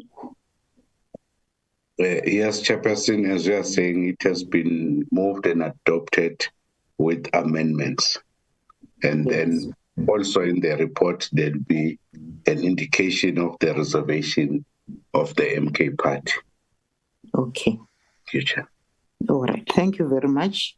And let me appreciate that we worked well on this report and to thank everybody who managed to participate and also to be in the meeting, because without a quorum, there was nothing that we could do. Thank you very much. Take us back to the agenda of the day, Secretary. We were supposed to be briefed now by the department, but then they were given a 12 o'clock time. I don't know, are you able to request them to log in, Secretary? Because we are done with our item for the day. Okay, Chairperson, I was thinking that we will try to call them and try to find out whether are they ready, because we've given them this time. So I will request maybe we just take a comfort break while we are trying to communicate with them. How many minutes? Let's say 15 minutes. 15 minutes, okay. So we won't switch off our gadgets. Honorable members, let's have a break and have our tea. After 15 minutes, we'll then come back. to the meeting. Chair, specify the time. If it is after 15 minutes, quarter past 11. Thank you. Thank you so much. We are waiting for your secretary. Do your work. Thank you.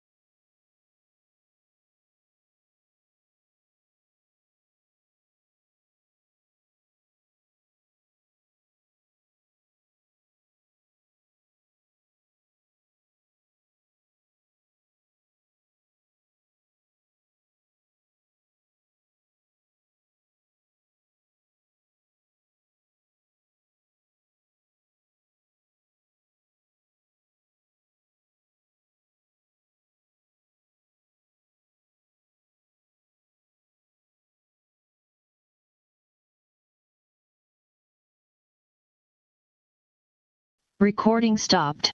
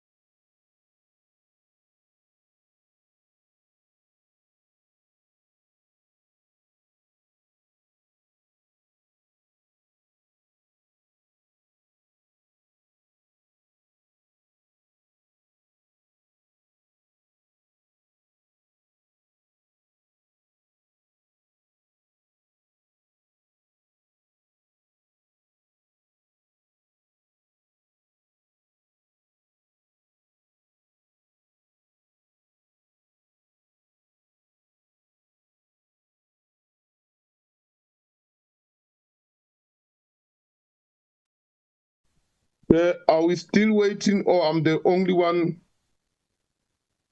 who can't hear anyone on the platform? No, you're not the only one. Don't worry. They're coming. They said past. Yes, we are all here. We're waiting for past. Thank you. Oh, sorry. No, my apology on that. Hey, how are you, Mr. Kruka? When I hear your voice, always great. Thank you, Chris. Oh, me too. It's just I happen to have a problem here in Pelican of the network. I don't know what is this new Wi-Fi story doing to us. Luckily, you only got network problems. Here in Acacia, we don't have water for 2 days now. But people of Acacia don't think they have a problem. They normally don't use water. I don't think it's much problem.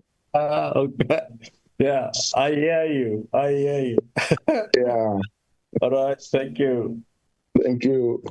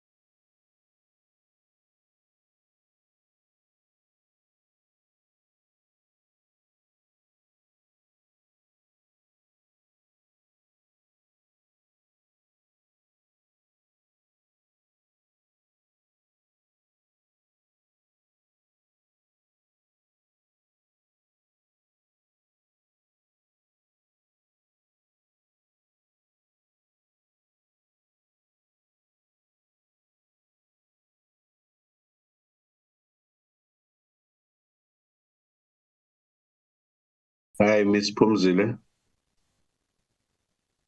Hi, how are you, King? Good, yourself? I'm great, thank you. Okay, may you please indicate when you are all in so that I can inform the chair that we can start? Okay, let me just double check. It's in the room.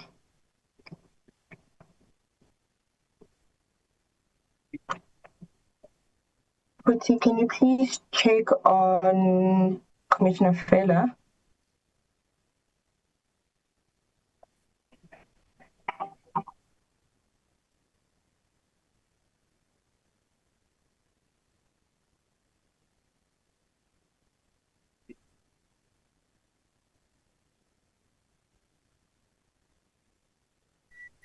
I think in the interest of time, I'll get started. Honorable members, it is now 11:30.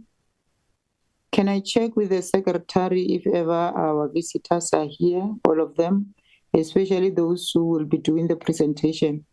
Secretary? Yes, Chairperson, thank you. I was talking to Ms. Pumzile, the commissioner. She's in the three, they were still checking on somebody else. So I requested her to indicate when they're all in so that I can, okay. All right, thank you so much. We'll wait for you then, Secretary.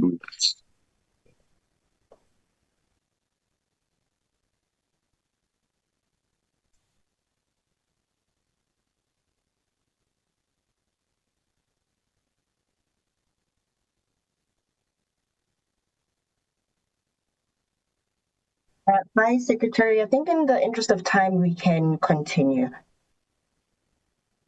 Okay, then you'll indicate whom should I give who will be making a presentation so that I can make a co-host. That will be me.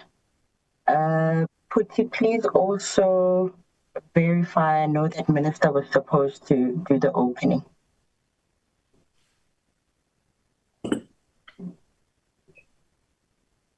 Good afternoon, honorable members. You're speaking to Menashe Makove, the acting DG of the department. Can I just check with the minister, because the minister was supposed to do the opening, but she was under the impression it's 12. Just give me a few minutes just to check with the minister's office whether we can start, and I'll revert to you. Thank you. Please check. Thank you.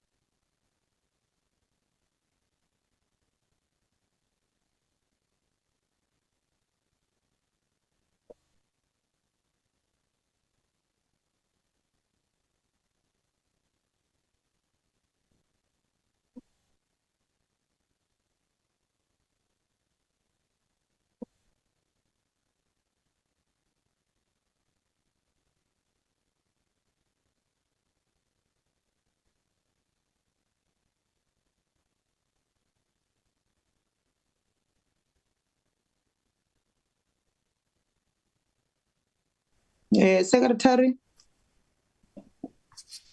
No, Chair. I see the minister is in the meeting platform. Yes, Chairperson, I think we can start. Okay, thank you very much. Allow me, honorable members, to greet you again and to welcome our minister from Recording in progress. Department of Monitoring, Planning and Evaluation, and the colleagues from the department into our portfolio committee that deals with small business development. Minister, we appreciate that you honored our call and then you came and joined us. We are looking for you and your department to capacitate us as the honorable members. On that note, I want to welcome everybody into this meeting and also to say, King, we are in the hands of those who are going to do the presentation, but I believe normally the minister will be the first one to open the meeting or the presentation before either the DG or the DDG is going to take us through. So on that note, we are in the hands of the department. Honorable Minister, over to you.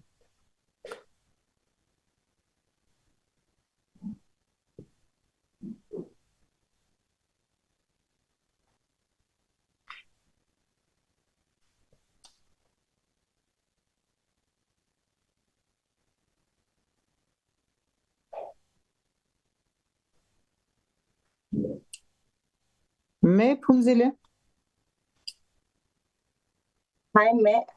Yes, I think we are all waiting for the minister, if I'm not mistaken.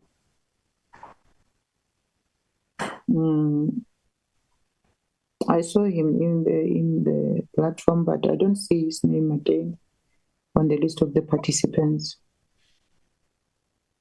You know, there's the problem of the network or...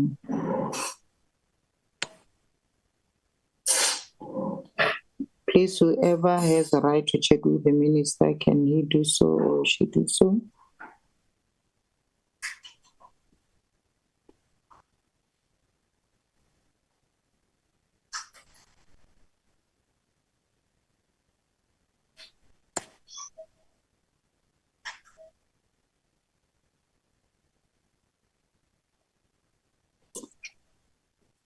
Data siyakamela le kae? Ke a le bona le gona ka mo meeting. Thobela, Honorable Chairperson. Le kae? Re ka ra le nama. Re bona, re leboha.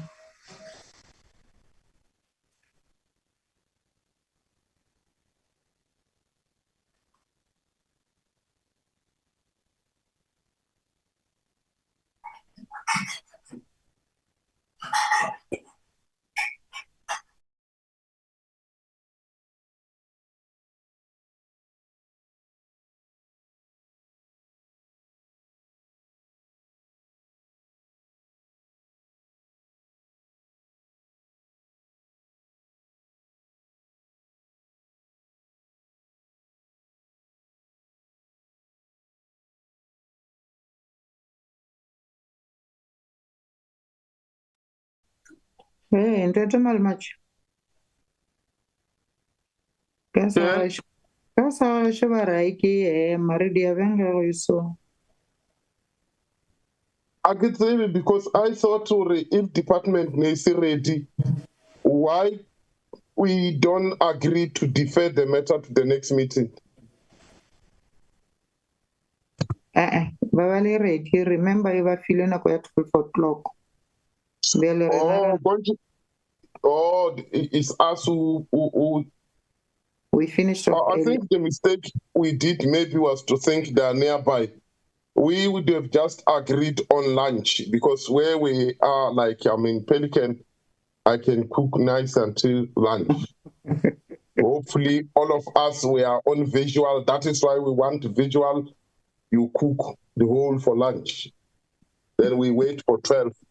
Because indeed, you can't blame them if you gave them this time and you finished it. No, we gave them 12 o'clock. No, I withdraw my earlier statement. No, it would have been wrong from us to push them for hurry up. But in this case, Chair, I don't think it's a train smash. We can release the members and just say department 12 o'clock, because maybe it's a very professional way of telling us that you said 12. Let's allow the members and we come back exactly 12 o'clock. That will be my observation of the whole thing.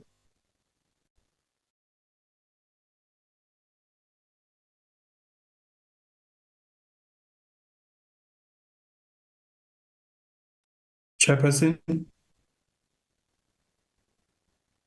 Yes. Chair, I would like to make a proposition, Chairperson, if it's agreeable. Okay. That Commissioner go ahead with the presentation. The colleagues or acting DG to alert you once the minister is in so that you acknowledge her. That would be my proposition, Chairperson.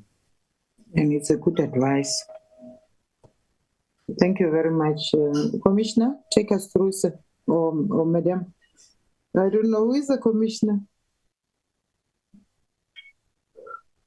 Good afternoon or good morning. Take us through, Mama. Thank you very much. All right. That's okay. Good morning, everyone. I'll switch on my camera for a little bit so everyone can see me. Good morning. Yes, yes, we can see you. You are visible. Okay, fantastic. Thank you. Good morning, Dumelang Sanbonani, Chairperson, honorable members, my colleagues at the National Planning Commission. My name is Phumzile Chifenyese. I am a commissioner at the National Planning Commission. I'm responsible for SMME growth and development.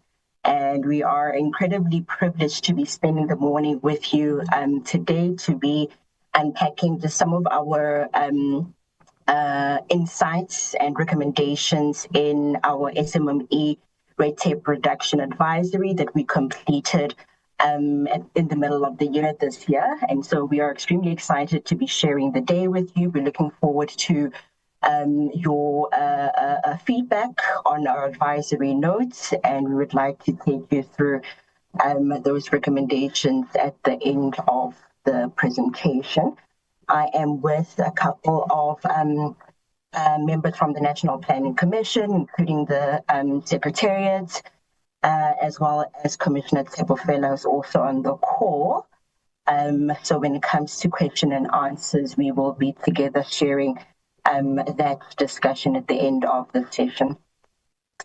For now, essentially just to take us through what we will be going through over the next couple of minutes, we will take you through how we have composed the advisory notes by way of identifying the challenges that we're trying to solve for, the various stakeholders that we reflected these challenges and identified solutions with, some of the best practices that we spent time identifying during our stakeholder engagements, and lastly, a set of 10 recommendations that we have put together that we would like to share with you.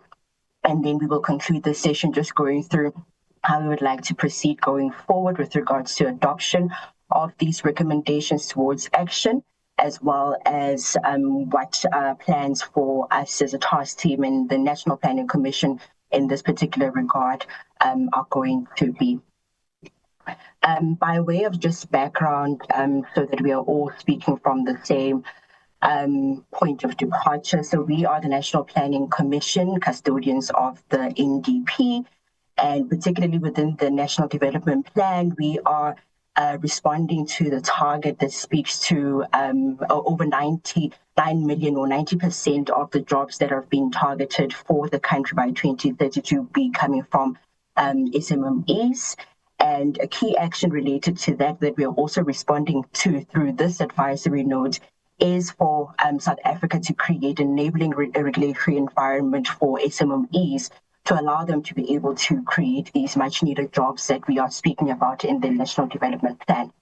The second NPC came just before us, and they have done some work relating to specifically the township economy. There is a research product that we've got developed, and we can share that with you after the presentation, where we started looking at what are the limitations that are really impacting entrepreneurs within the township economy and the emerging market from succeeding, whether it be historic challenges or some of the structural challenges that are facing the township economy today. And also linked to that is a review that we conducted in 2020 with regards to our progress on the economic targets related to the NDP. The third planning commission, which is the planning commission that is engaging with you today, we've been focusing our work for the past 4 years on 4 areas, key amongst them being reduction of red tape for SMMEs. We've been looking at some of the critical issues that enable growth, both within the informal and informal market with regards to jobs and growth. We've been identifying opportunities to really shorten the funding gap in relation to SMMEs, and we also have got an ongoing process of reviewing SMME-related policy from a social and economic point of view. With regards to this particular advisory note, it is intended rather for the president as well as key government departments who are mostly within the economic cluster with regards to recommendations that we've put together to make the regulatory environment for SMMEs a more bearable environment for businesses to be able to operate, both within a regulatory perspective as well as some of the administrative processes. And part of the process that we used to put together this advisory note, we did have some stakeholder consultations, particularly at the beginning of the year, where we got together with the CSIR and some key government departments to look at what are available data points that are there within the system that will allow us to be able to start tracking the efforts of reducing red tape. We do know that the president made an announcement at the 2022 SONA with regards to setting up a red tape reduction unit. And so consequently, since then, we've been trying to really consolidate and to track all of those efforts that are really starting to bear shape, not only from presidential perspective with regards to that red tape reduction unit, but across national departments, in provincial government as well as in local municipalities. We are aware and we have been working with those stakeholders with regards to their red tape reduction efforts. However, our role as custodians of the NDP, we started identifying ways in which we can start to track and look at the data and the insights that are coming out of those interventions. So we looked at a couple of steps with regards to putting together this advisory note. With regards to the challenges that we are seeking to solve through this advisory note, key amongst those is that we identified that there is, whilst there are lots of interventions that are currently in the pipeline at various government levels with regards to reducing red tape, these interventions are rather fragmented. We are not all chasing the same targets with regards to reducing red tape. Some of them are from a process perspective, some of them are from a licensing perspective, some of them are sector based. And so all of these interventions, although they might be good and they mean well, however, we do find that they are rather fragmented.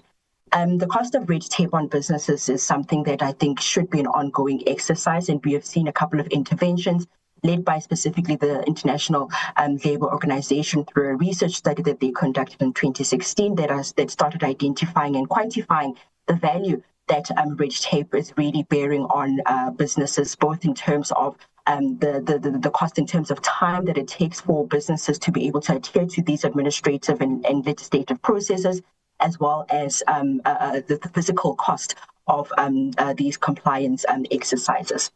We've also started looking at various sectors in which we identified over-regulation, and whilst we agree that compliance is a key enabler of accessing market for businesses, and we do want businesses to remain compliant, various reasons, whether it be to increase the tax base or to really stay compliant within their sector. We are conscious of the fact that there is unnecessary over-regulation that can be managed a little bit better if we were to consolidate efforts. We've spoken about the limitation in terms of limited tracking, monitoring, and evaluation of red tape interventions, but more so, once there is these interventions in place, the aspects of accountability we've realized is not necessarily in place. And we do know that the MTDP, as instituted early on this year or late last year, it speaks about how red tape reduction should be a nationwide government intervention, to which there needs to be linkages to performance agreements with regards to executive leaders really being held accountable to reducing red tape at national and local levels. However, that accountability can better be implemented. And also started looking at the role of the private sector, who currently is a little bit on both sides, where the private sector does contribute to red tape. However, there's lots of opportunity where the private sector can really play a role in helping government to reduce these unnecessary burdens.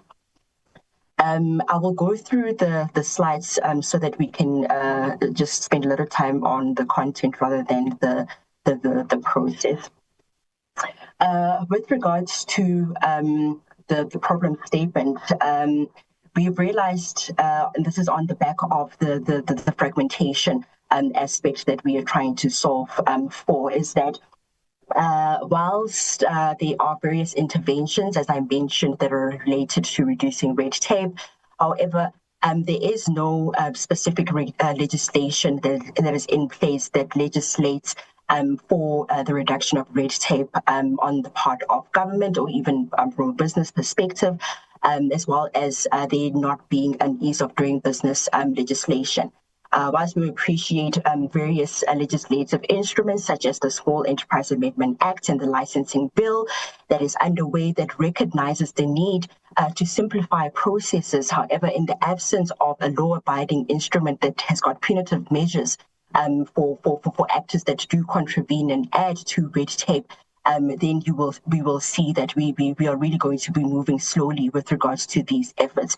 And we've seen just how the 30-day non-payment of supplies has really unfolded right before our eyes, where there's been various research and reports that are being conducted on a continuous basis with regards to identifying the various departments that contribute to suppliers not being paid on time.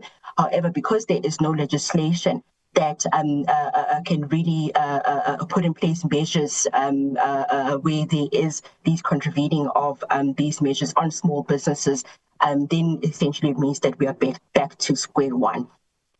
We also realize that there are various legislations at national, provincial, and municipal level, and in the absence of this one singular legislation to make it law for reducing red tape, then these legislations at these various levels of government further complicate compliance. I spoke about the quantification of red tape in terms of the cost of red tape on businesses. That was a study that was done by the ILO in 2016, and they quantified that red tape was currently costing businesses in Free State specifically 80 million rands.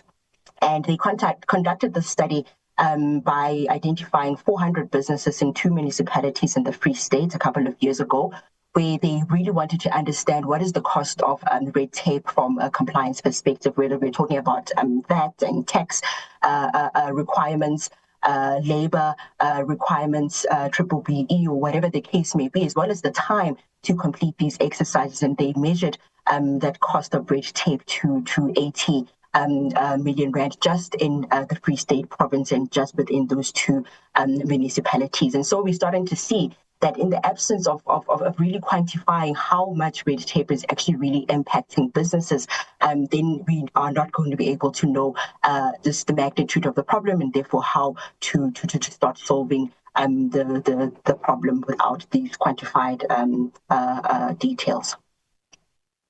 The overregulation of businesses, as we're seeing in various sectors, and you will see in the very same study, the slide that is showing on the bottom left just highlights the cost of this overregulation in various sectors. And we found that is consistent across even sectors such as technology, for example. If you look at whether you are in software development, hardware development, whether you're trying to do digital trade through e-commerce, whether you're trying to go into the area of cybersecurity and data protection, both in terms of adhering to various bodies that you need to be compliant to, as well as to get the various licenses that is required for you to conduct your business in these sectors, really makes it difficult for our small and medium businesses to be able to compete, especially seeing as how these legislations are the same, whether you're a small business or whether you are a large corporate, the costs of these license requirements remain the same. So you find that the landscape in terms of competition is really not equal for small and medium businesses to be able to compete in. And I think the risk that we started identifying is that as we're trying to solve for informality, a lot of businesses that have got a very high revenue basis would much rather stay and choose to stay informal. In fact, 31% of these businesses would much rather choose to stay informal as a result of these processes that make it difficult for them to remain compliant. And the risk that also comes with that is that 25% of businesses much rather choose not to employ people on a full-time basis because of these really cumbersome processes. You will hear businesses saying that they'd much rather outsource services and not really employ people full-time, meaning that they would much rather stay small. And this is the last thing that we need, especially because we know that our unemployment rates is at the level that it is at, and therefore we really cannot afford to limit the growth of businesses at the cost of these unnecessary processes. We've spoken about the limited tracking of red tape reduction efforts, and this we've seen is as a result of various reasons. We identified the fact that there is no one singular target that we're all chasing that makes it easy for us to be able to track and measure these red tape reduction efforts. But over and above that, we found that whilst we all assume that to put into place digital systems would make it easier for businesses to be able to adhere to some of these processes, however, we also need to make sure that these systems are efficient, as digital as they may. You find that they may be digital, they may be online systems. However, there still needs to be a warm body that administers these processes in the back end. And so you find that businesses are really stuck then, especially in places that are far-flung. If you think of the Northern Cape, for example, where we need digital tools to be able to make it less cost-effective, more cost-effective for businesses to be able to adhere to these processes. But at the same time, we need efficient digital processes of digitizing licenses and all of these compliance processes. And so without these digital processes that are efficient, without a centralized government system to enable these digital processes, then we are essentially back to square one in terms of businesses not really being in a good place to be able to comply to licensing and compliance systems. We mentioned that the role of the private sector is currently not clearly defined. There's very little processes that allow for the private sector and government to be able to work together in collaborative efforts in order to drive policy reform for small and medium businesses. If you take a look at what the current business and government partnership looks like with regards to what the presidency is leading, those types of government and private partnership arrangements to address sectoral reforms are really the type of instruments and vehicles that are needed for small and medium businesses as well, because the same challenges that are facing big businesses are the same challenges, if not more, that are facing small and medium businesses. So without those types of platforms and formations where government really works hand in hand with the private sector to reduce red tape for small and medium businesses, small and medium businesses will still remain fallow, and they'll still remain as small and medium as they are and not graduate to the next level of growth if we don't work hand in hand with the private sector.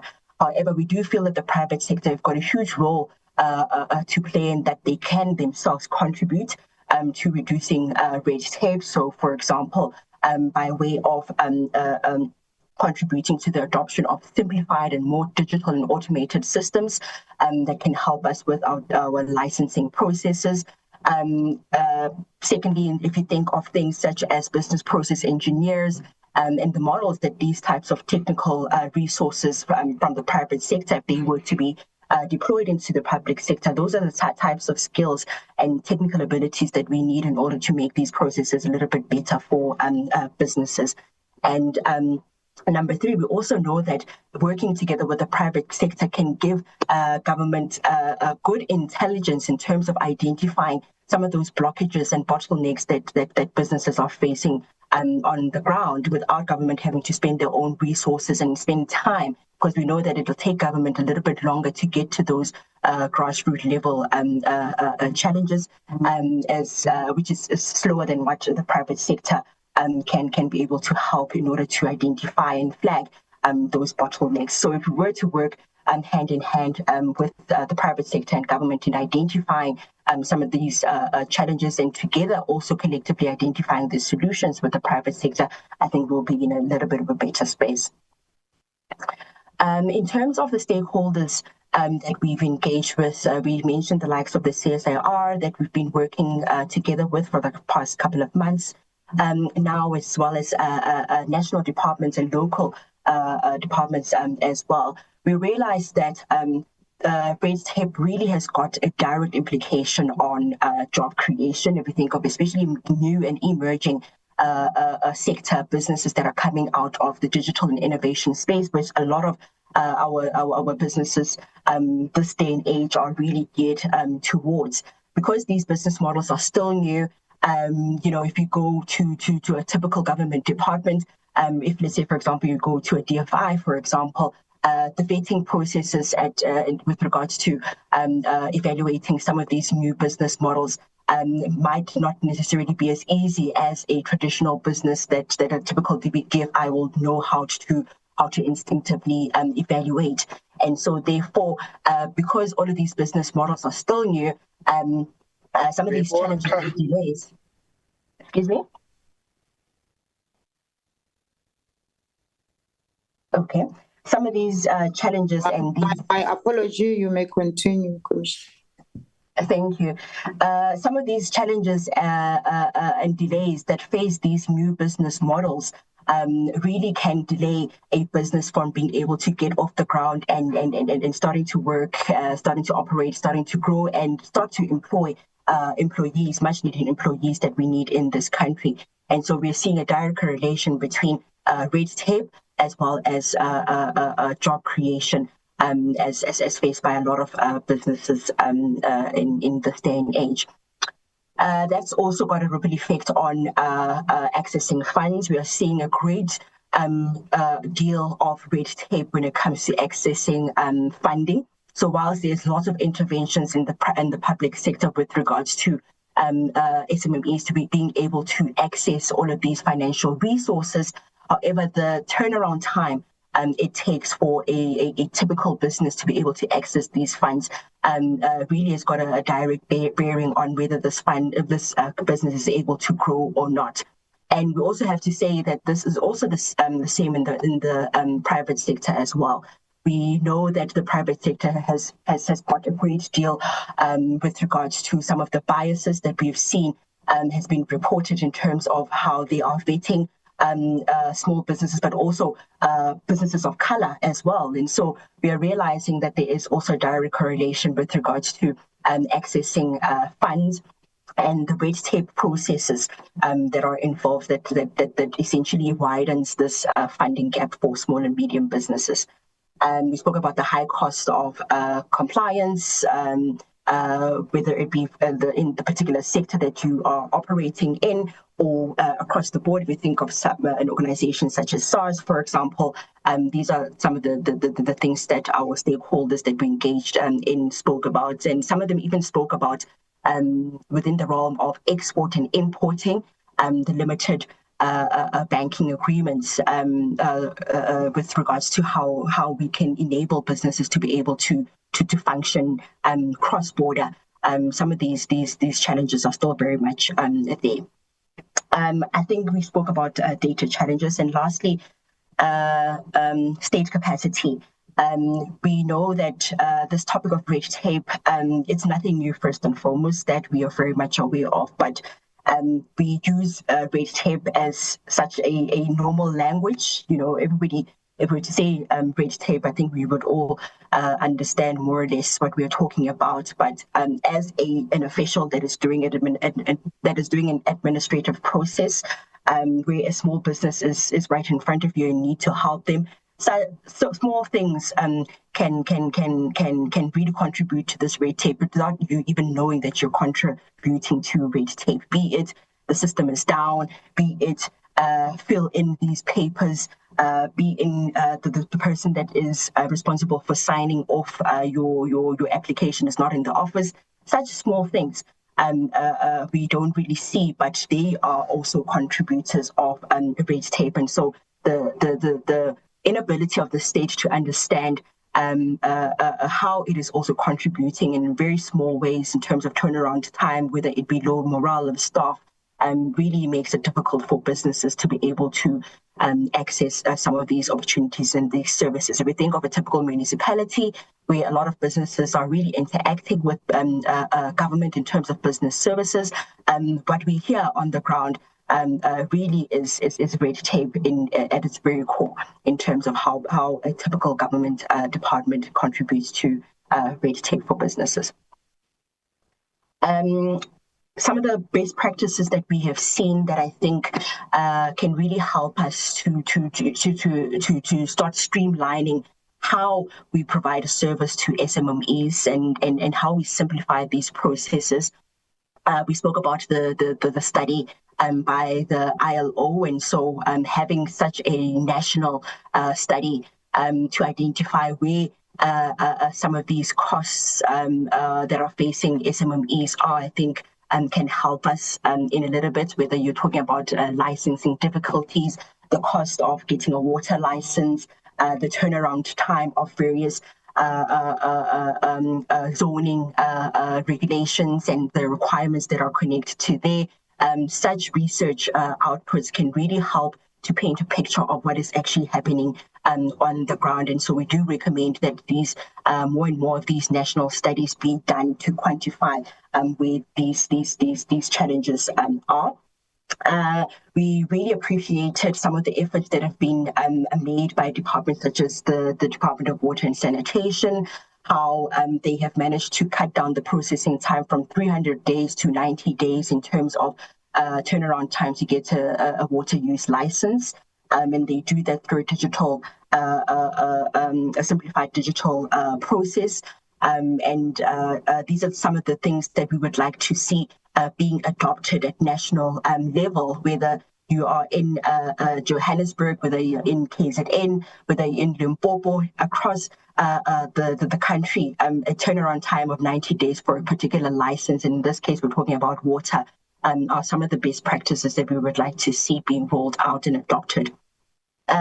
We've also identified some really strong digital business registration systems that we think can really we can cast our attention to in terms of single window type of processes for businesses to participate in when we're asking them to be compliant from a registration perspective. So the CIPC's BIS portal is one such of those best practices that enables businesses to register a business within a couple of hours, one day, essentially.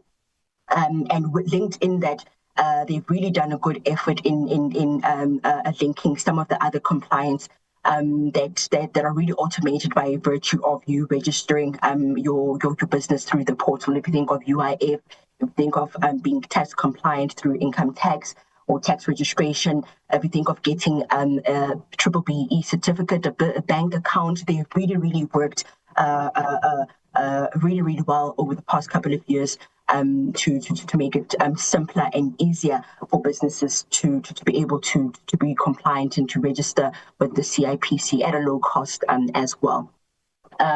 We are all quite aware of the Western Cape government's case management system that has to date helped at least 11,000 cases to be cleared in terms of businesses being able to raise where they are facing challenges with whatever government process, whether it is with regards to a building plan, for example. The platform really helps to be able to clear some of those challenges that businesses are faced with on the ground. And it's also one of those tools that we see has got a potential of identifying new areas in which they could be reformed by virtue of the number of tickets that businesses raise with regards to a particular topic.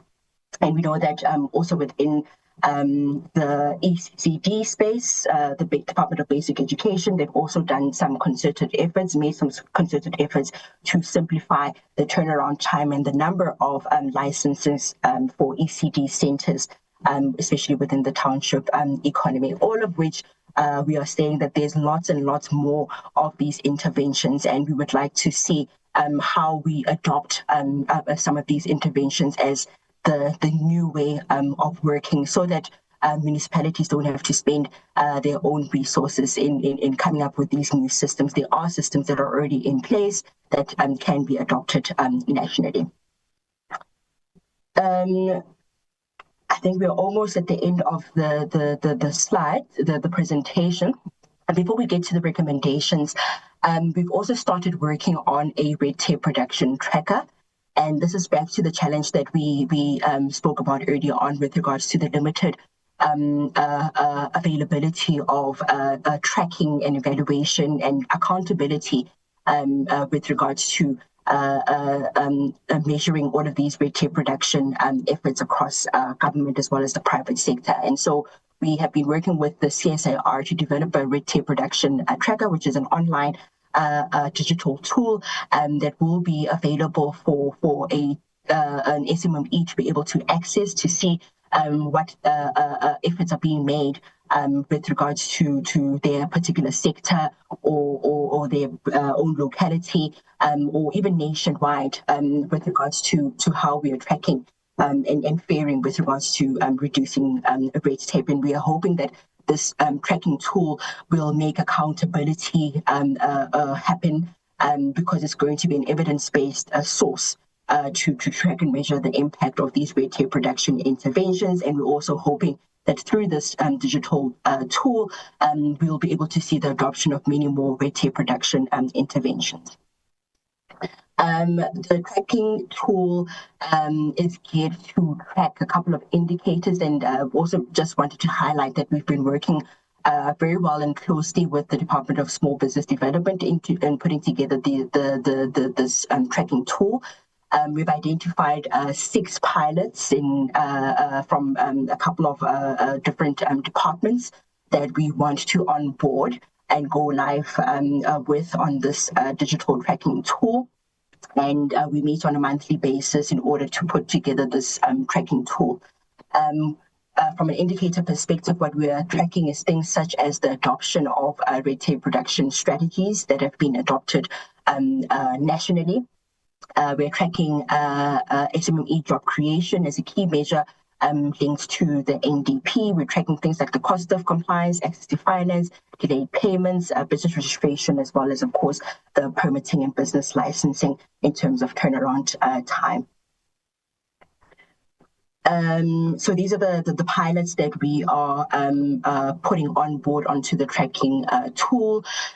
Things such as the Biz Portal from the CIPC, the Department of Water and Sanitation's electronic water use license system. We are tracking the building plan approval system improvement process by the Department of the Government of Western Cape. From the Department of Tourism, we are tracking their trusted tour operator scheme, as well as we've been working with the Department of Education with regards to the registration of ECD centers.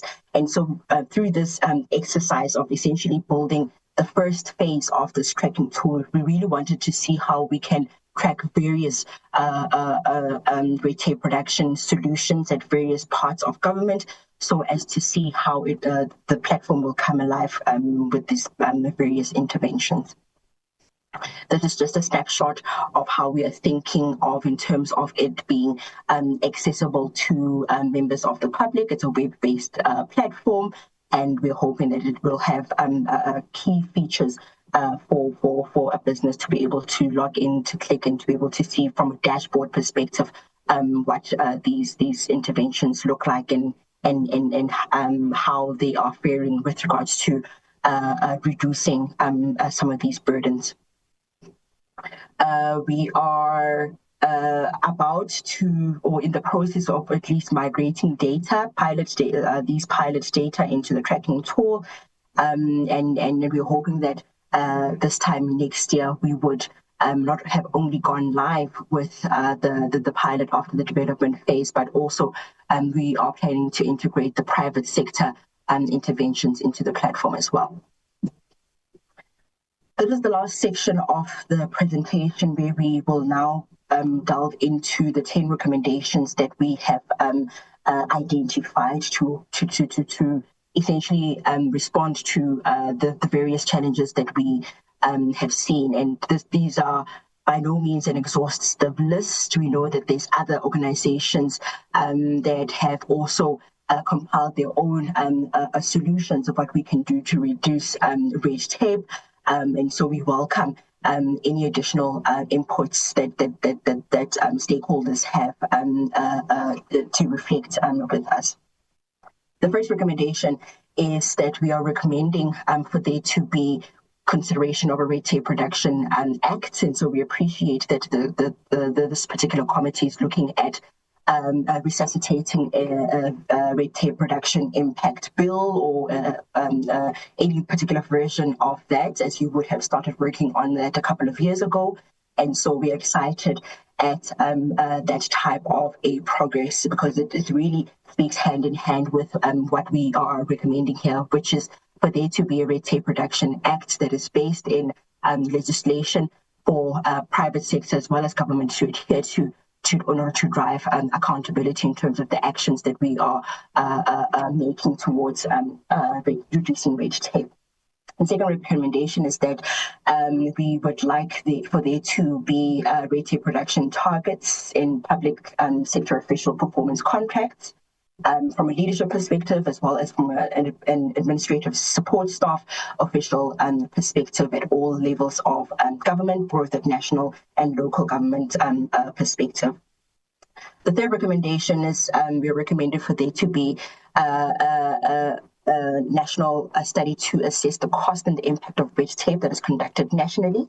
We know of the ILO's one that is there, that we can really take to replicate the similar process, but at national level. And we are aware that the presidency is also speaking to such a study, but we really want there to be a concerted effort towards commissioning a study of this particular nature.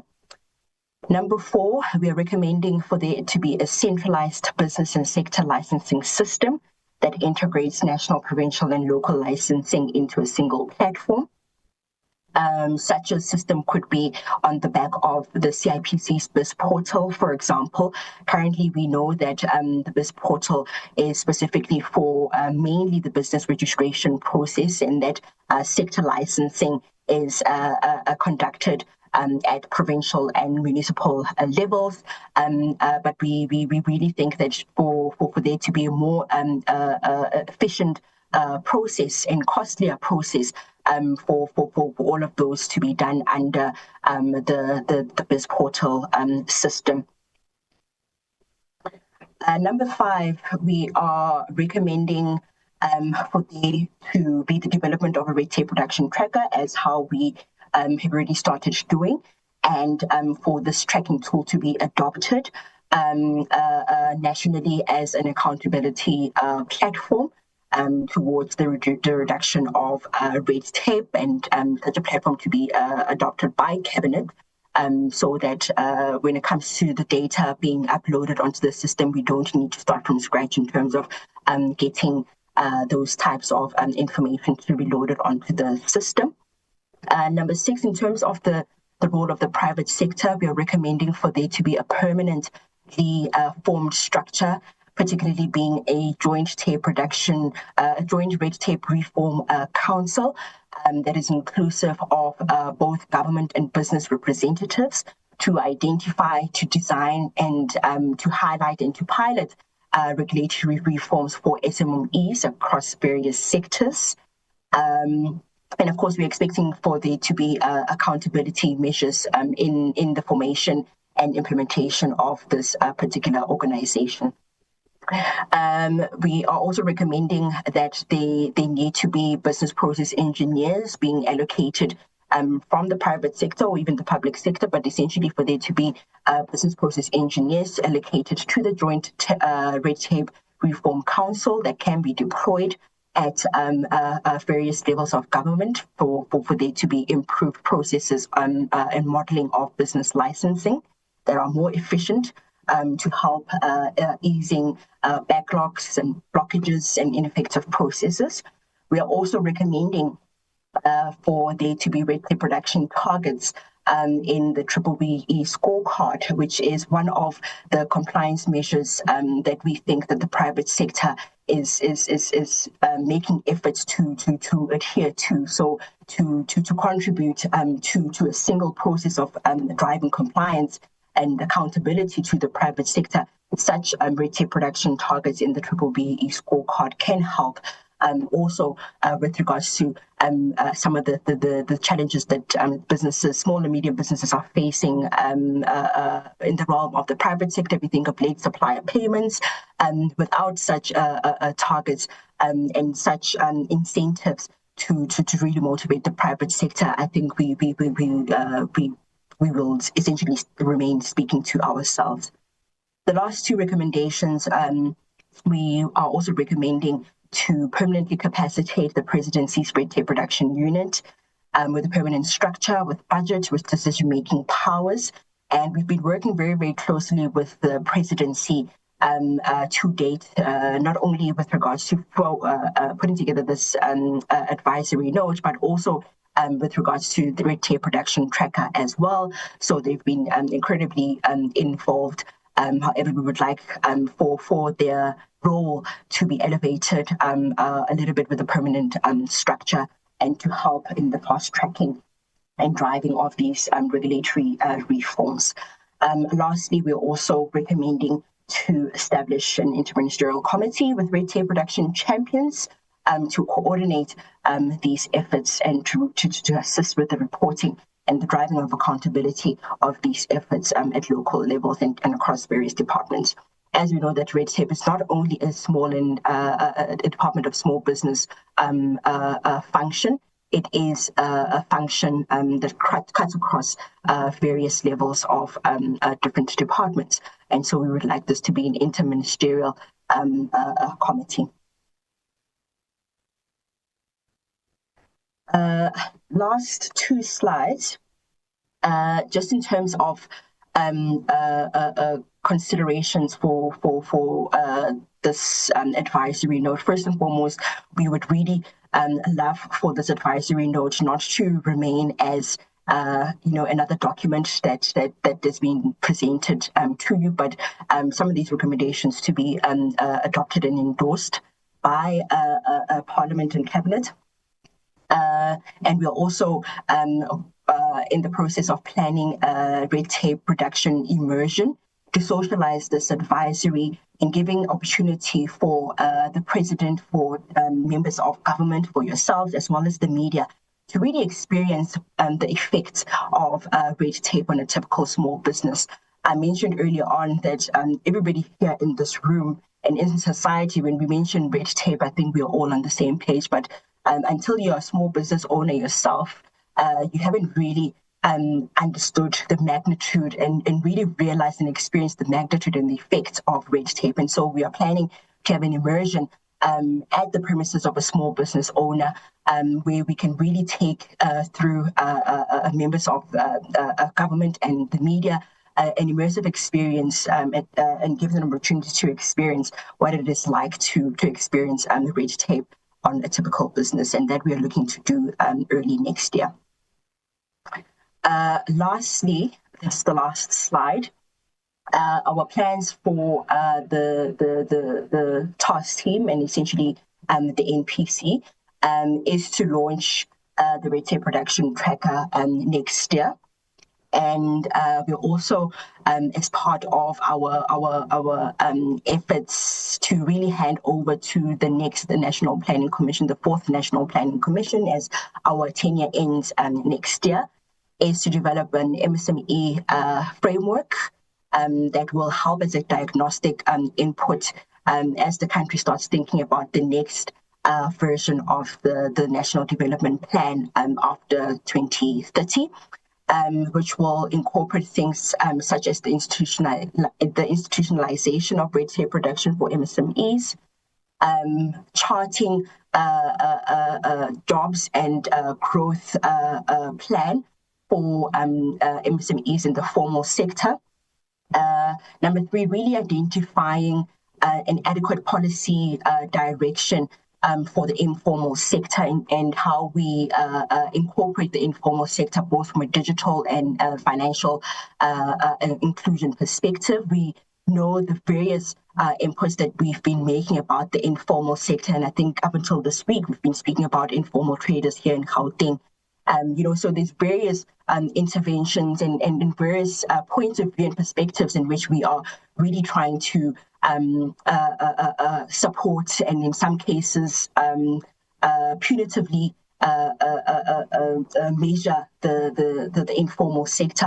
However, we would like for there to be an adequate policy direction that is more towards ownership of assets, ownership of productivity and production for the informal sector. So part of our work will be on working with stakeholders to really identify solutions in a direction in which the country should go in terms of how we can properly position the informal sector.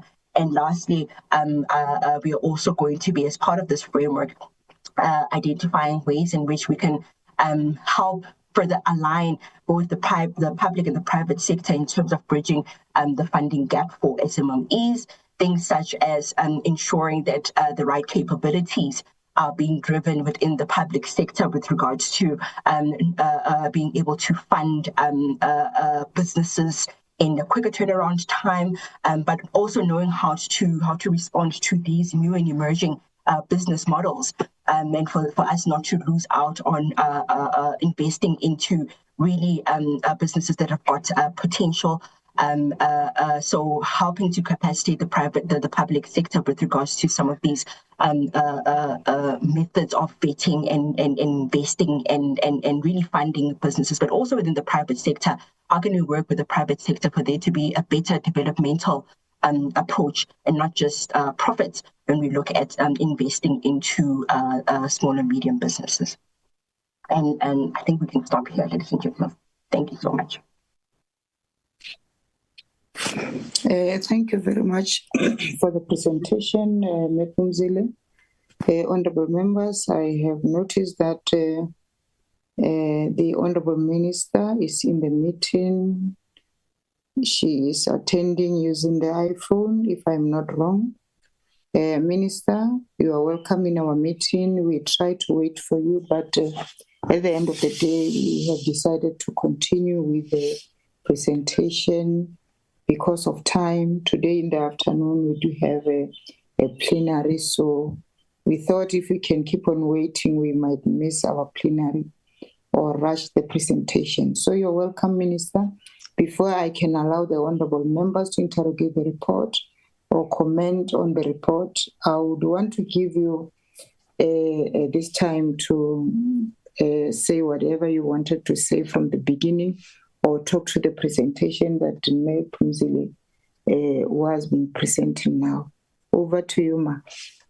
Thank you very much, Honorable Chairperson, Member Dikgale, and thank you very much to Phumzile for the presentation and allowing us to come and give the advisory. We had, as Phumzile has already said, we had since, of course, had a meeting and discussed this advisory with the Department of Small Business, I think it's DSDB, and we had then agreed with the minister that we will take the advisory so that we can then now be able to come up with a way forward in terms of what government needs to do, because what government needs to do is that it needs to come up with an implementation plan of the recommendations, but equally so look at other systems that are already in place. If there are other trackers that are already there, how do we consolidate all trackers and then be able to decide where exactly will this particular system be placed. We would also, of course, want to discuss further exactly how the Department of Small Business can further be given more resources to be able to run with some of these things, because we really do believe that at the end of the day, the reason there is this department in particular, it is precisely because there is a need to actually focus as it relates to small business and all these other issues that have been raised, most especially as it relates to the red tape. There are a number of improvements and progress that the department has already given to us to say that this is where we are. Yes, these things have been raised. However, this is what we've been able to do. So we will consolidate all this that the department is actually raising and then be able to say, how do we move forward? The implementation plan will be finalized soon by the DPME, because at the end of the day, the advisory will be the advisory to Cabinet, and DPME together with the Department of Small Business would then now come up with a way at which would then now be able to track if there is progress, and then now be able to utilize the mandate that have been given to us, whether through legislation or whether through the proclamation that the President has given us, in order to ensure that everyone does what needs to be done. We would do this to ensure that the plan that we have already been put in place, both from the Department of Small Business and ourselves, is actually being institutionalized, so that as we meet in different forums, whether it's the Presidential Coordinating Council, whether it's the Intergovernmental Coordinating Council, even through the DDM structure, we are then now able to institutionalize the implementation of the recommendations that would then now be able to allow us to do what we need to do. So this is exactly what I would have wanted to say, precisely because at the end of the day, we will have to cost how much exactly are we losing in terms of the economy with the red tape, and equally so, how much will it cost government and cost society in totality to be able to ensure that the issue of red tape, most especially in the micro enterprises, is actually being addressed. So we would like to handle it in that way. The advisory will be presented to Parliament, not to Parliament, to Cabinet. It's not yet at Cabinet level. We are still going through the process, honorable members, of coming up with an implementation plan and a call to action. Because if we don't do that, we may find everyone else thinking that they are implementing what the advisory is saying. But if we've got a coordinated point where everything else, including tracking everything else, is actually done, we'll be able to achieve what we need to do. This tracking part is not only going to be a tracking for MSME, Department of Monitoring and our Department of Planning, Monitoring and Evaluation has already put in place a dashboard with tracking not only of things like what we are talking about today, but also on infrastructure that would be able to support business, also of infrastructure that will enable investors to then now be able to come and invest. For example, today we will also be presenting, and we are joining the President and other ministers and the broader businesses of South Africa in presenting to investors exactly the changes that we are putting in place, the tracking system that we are putting in place to enable business to be able to come come and invest in South Africa, not only big businesses, but also MSME. We are saying that precisely because we have seen in other countries, like in Italy, in 2007, 2010, or until 2007 to 2010, when we had an economic meltdown worldwide. Some countries such as Italy and other big economies depended more on their MSMEs to be able to cushion their economy and the jobs that were there. So we really do believe that an implementation place that is coherent but coordinated would then now be able to allow us to know exactly who does what, where, when, how do we check if those things are being done correctly, and how do we then now have an impact. Thank you very much, Chairperson, for giving us this opportunity. Thank you very much, Honorable Minister, and thank you for honoring our call. We really appreciate. Honorable members, there is the presentation by our Commissioner May Phumzile. So I want to check the hands of those who would want to participate in the discussion. I see the hand of Honorable Kruger. Over to you, sir. Thank you, Madam Chair, and thank you for the presentation. The Chairperson will tell you that I'm very passionate about red tape, and I've been passionate about red tape for small business since 2014. Just one question, Madam Chair, is that it seems like big business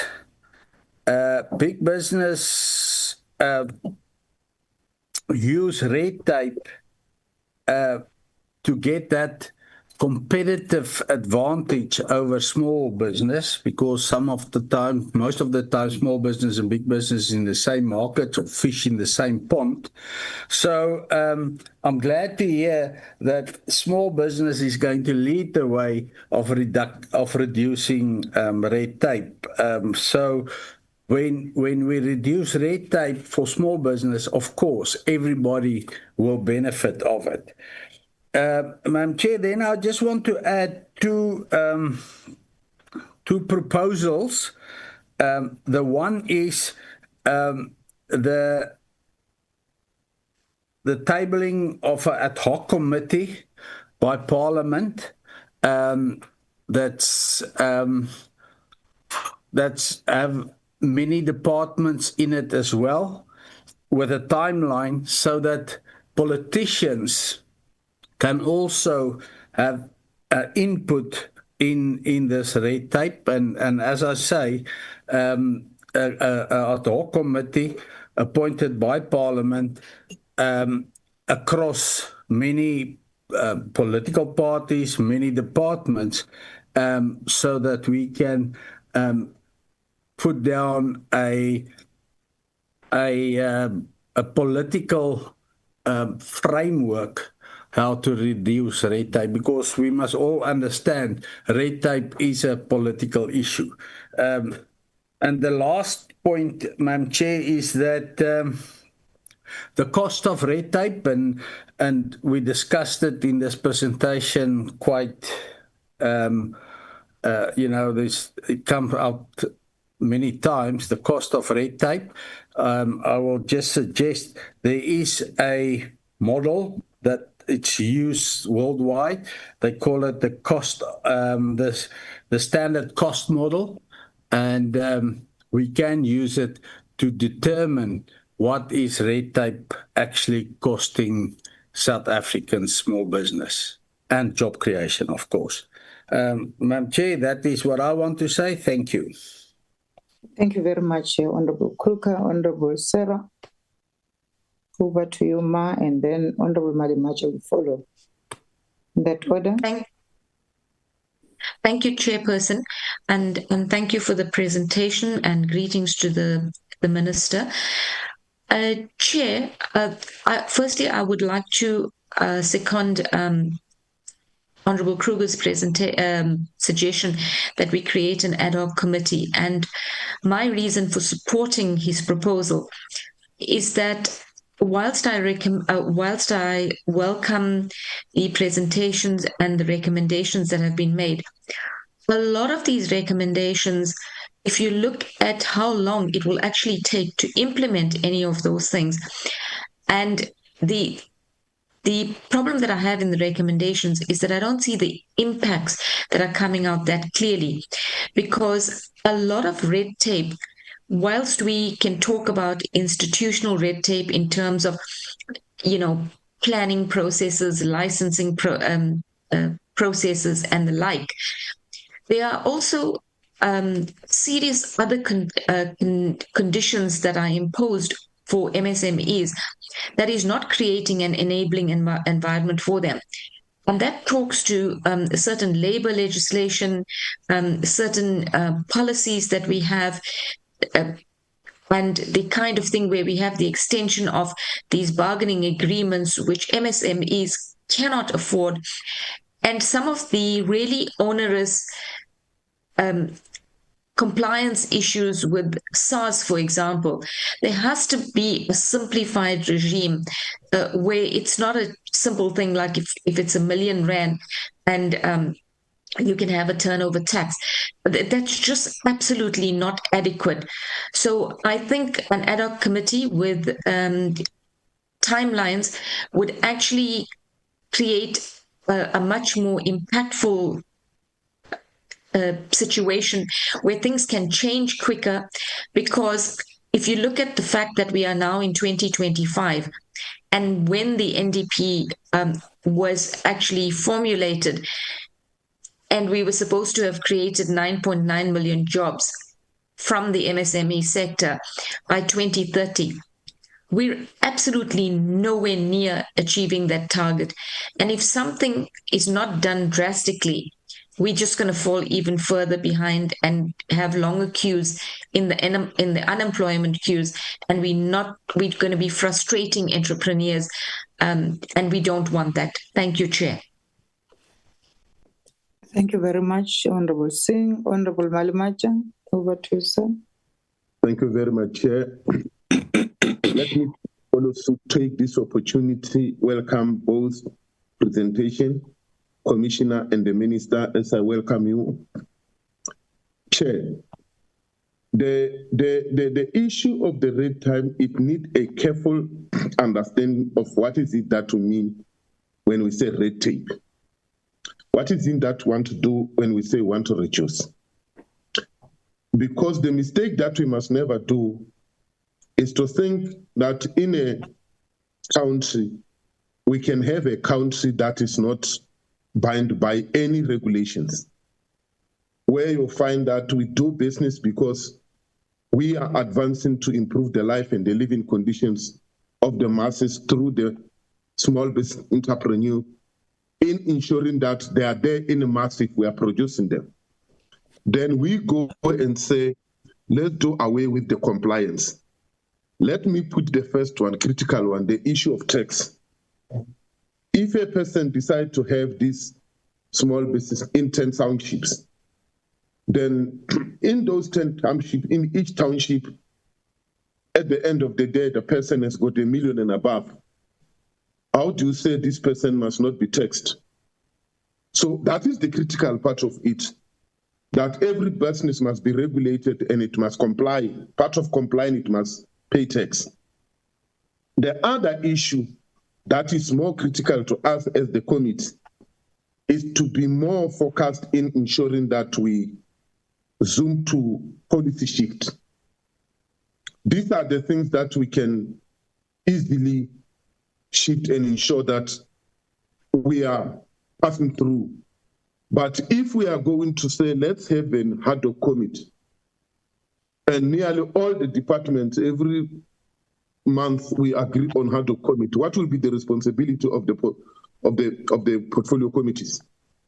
Part of our function, if not responsibility, is to come with the policies that will deal with the problem in hand.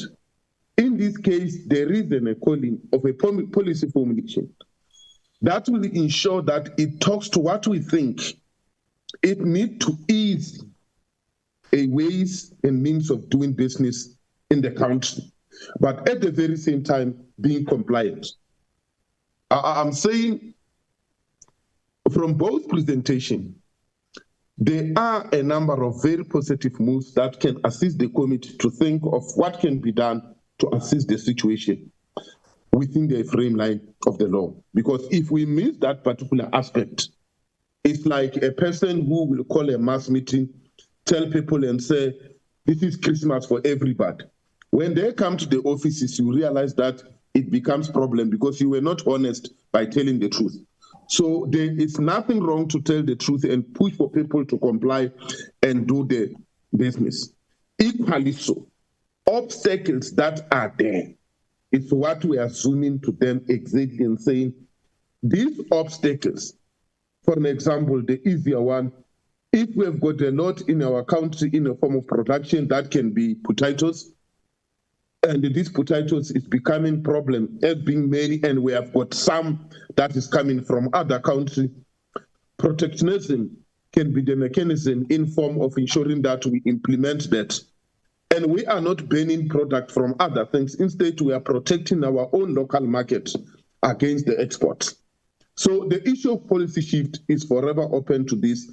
And that is where, Honorable Chair, one will recommend that the committee need to stretch itself beyond what is it now in a form of more relaxed and think beyond and come with the policies that will assist to tackle the problem rather to duplicate the work of the committee. Thank you, Chair. Thank you very much, Dr. Malmacha. I don't see any other hand from the honorable members. May Phumzile allow me to say thank you again for the presentation, and I want you to assist me with the findings on the township economy. I want you to know that one of the, or maybe you tell me, I want to know one or two long-hanging fruits that would make a positive difference in how the department and sectors provide support to the township. I want to know, and I want you to assist me on that one.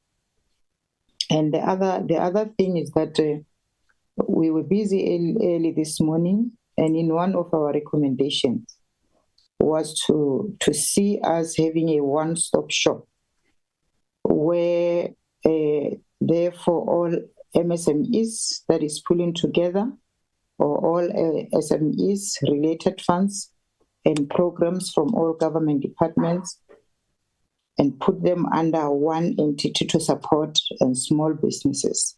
I want to know, I want your advice on this one, because that was one of our recommendations. Would want us to have a one-stop shop, whereby this one-stop shop will be controlled by the Department of Small Business Development. The other question, Phumzile, I want to check. We looked at the impact of the red tape reduction program that has been implemented by the Department of Small Business since 2015, and we kept on complaining. So I want to check with you, in your view, how effective is it? What has worked and what has not worked in terms of the Department of Small Business Development's effort? And then as you were checking or making your research in African countries, developing and developed countries, I want to check as to how are they benchmarking the red tape reduction and ease of doing business, and what are they doing differently? The other question, how many jobs do you think could be created by just from the recommended red tape reduction actions?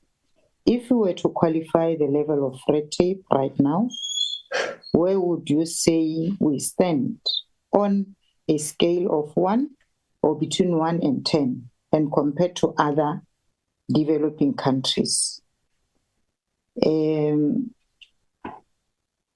I think this will be my last question, the one that I just asked now. in your recommendations, you did not talk about the timeframes. I'll be happy if I can hear you talking about the timeframes, and that will assist us, as I want to support Tate Malimacha, that the portfolio committees shouldn't run away from their responsibilities, but would need to be assisted by the department. If ever they are saying this is the plan, when is the plan going to start operating? Maybe that will also assist us so that we don't talk about one thing many times, even if we see that it will be a duplication of actions with regard to the committees and the department. Thank you very much. Over to you, Mephumzile. I don't see any other hand. Chairperson? Yes. It's just an appendage, Chairperson, from your questions.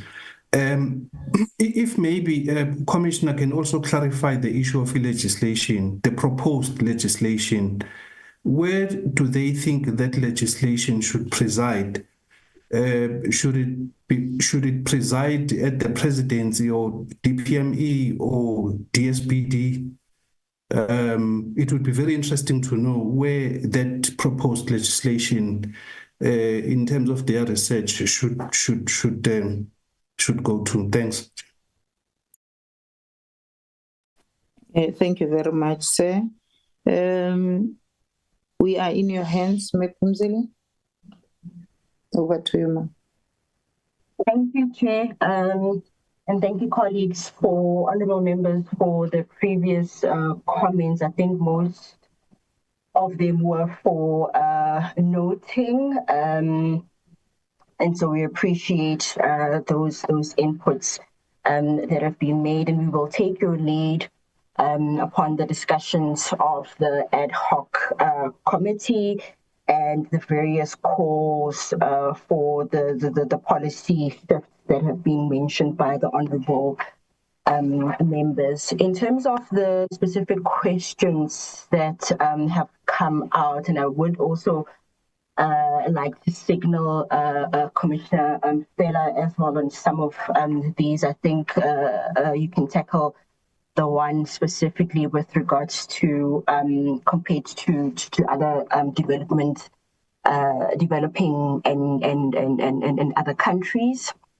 With regards to the low-hanging fruits of the informal sector, I think that this is something that we have seen really needs a more consolidated and coordinated effort. If we think of things such as data, that we have started working with Stats SA to see on how can we really help with regards to getting to the crux of properly being able to identify businesses that are in the informal and emerging market with a particular identifier that will enable a national accounting platform such as Stats A to be able to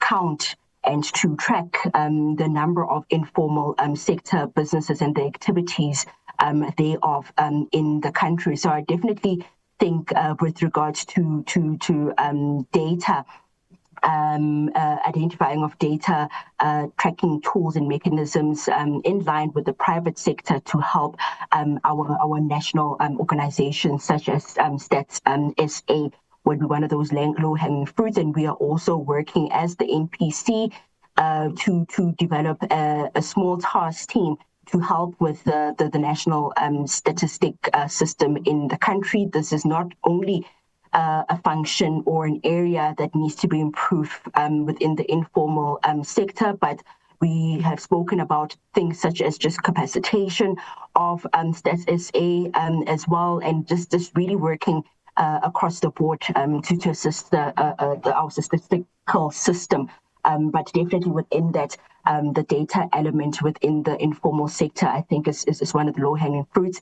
And relating to that would be on how do we identify digital forms of identity in order to help not only the statistics system, but to also help businesses in the informal sector to be able to access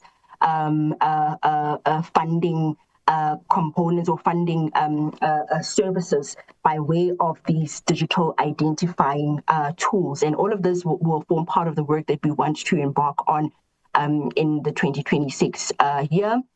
And we're working with a couple of organizations to help us start thinking about what are these digital tools that will, digital identifying tools that will enable the informal entrepreneurs within the informal market to really seamlessly integrate into the formal market and to be seen as businesses that can, where there could be things such as tracking of their training data, for example, and through such tools, they will be able to go in front of a funding institution and to get some of these financial services.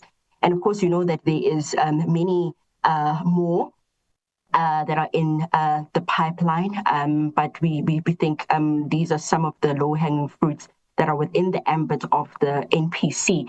We've started thinking about, and as we conduct this work, we will be able to identify lots more. And we've, of course, started looking at things such as better licensing regimes for the informal sector, as we've been working with organizations such as the various liquor boards, for example, that where they are saying this is also a key challenge for them, but also within the zoning with regards to licensing and zoning. These are some of the tools that I think can have a ripple effect and to really help informal businesses there as well.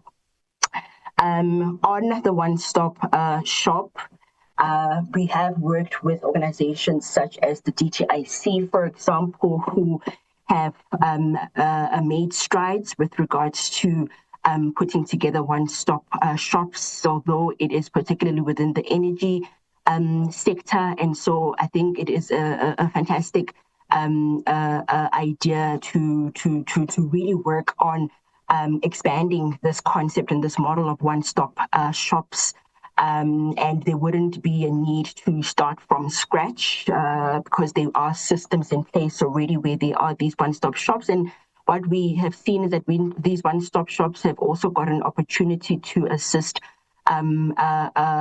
businesses in getting some of these government services, such as not only licensing but funding as well, which we've seen in the case of the DTIC, where they are able to assist and coordinate with regards to getting businesses that are applying to financial institutions to be able to access some of these funding instruments. And so we definitely are on board on the model of one-stop shops. As to whether they can be controlled by the DSBD, we would like to take this discussion forward with the DSBD to understand how amenable and in what position are they to take this on, because we also like to recognize the fact that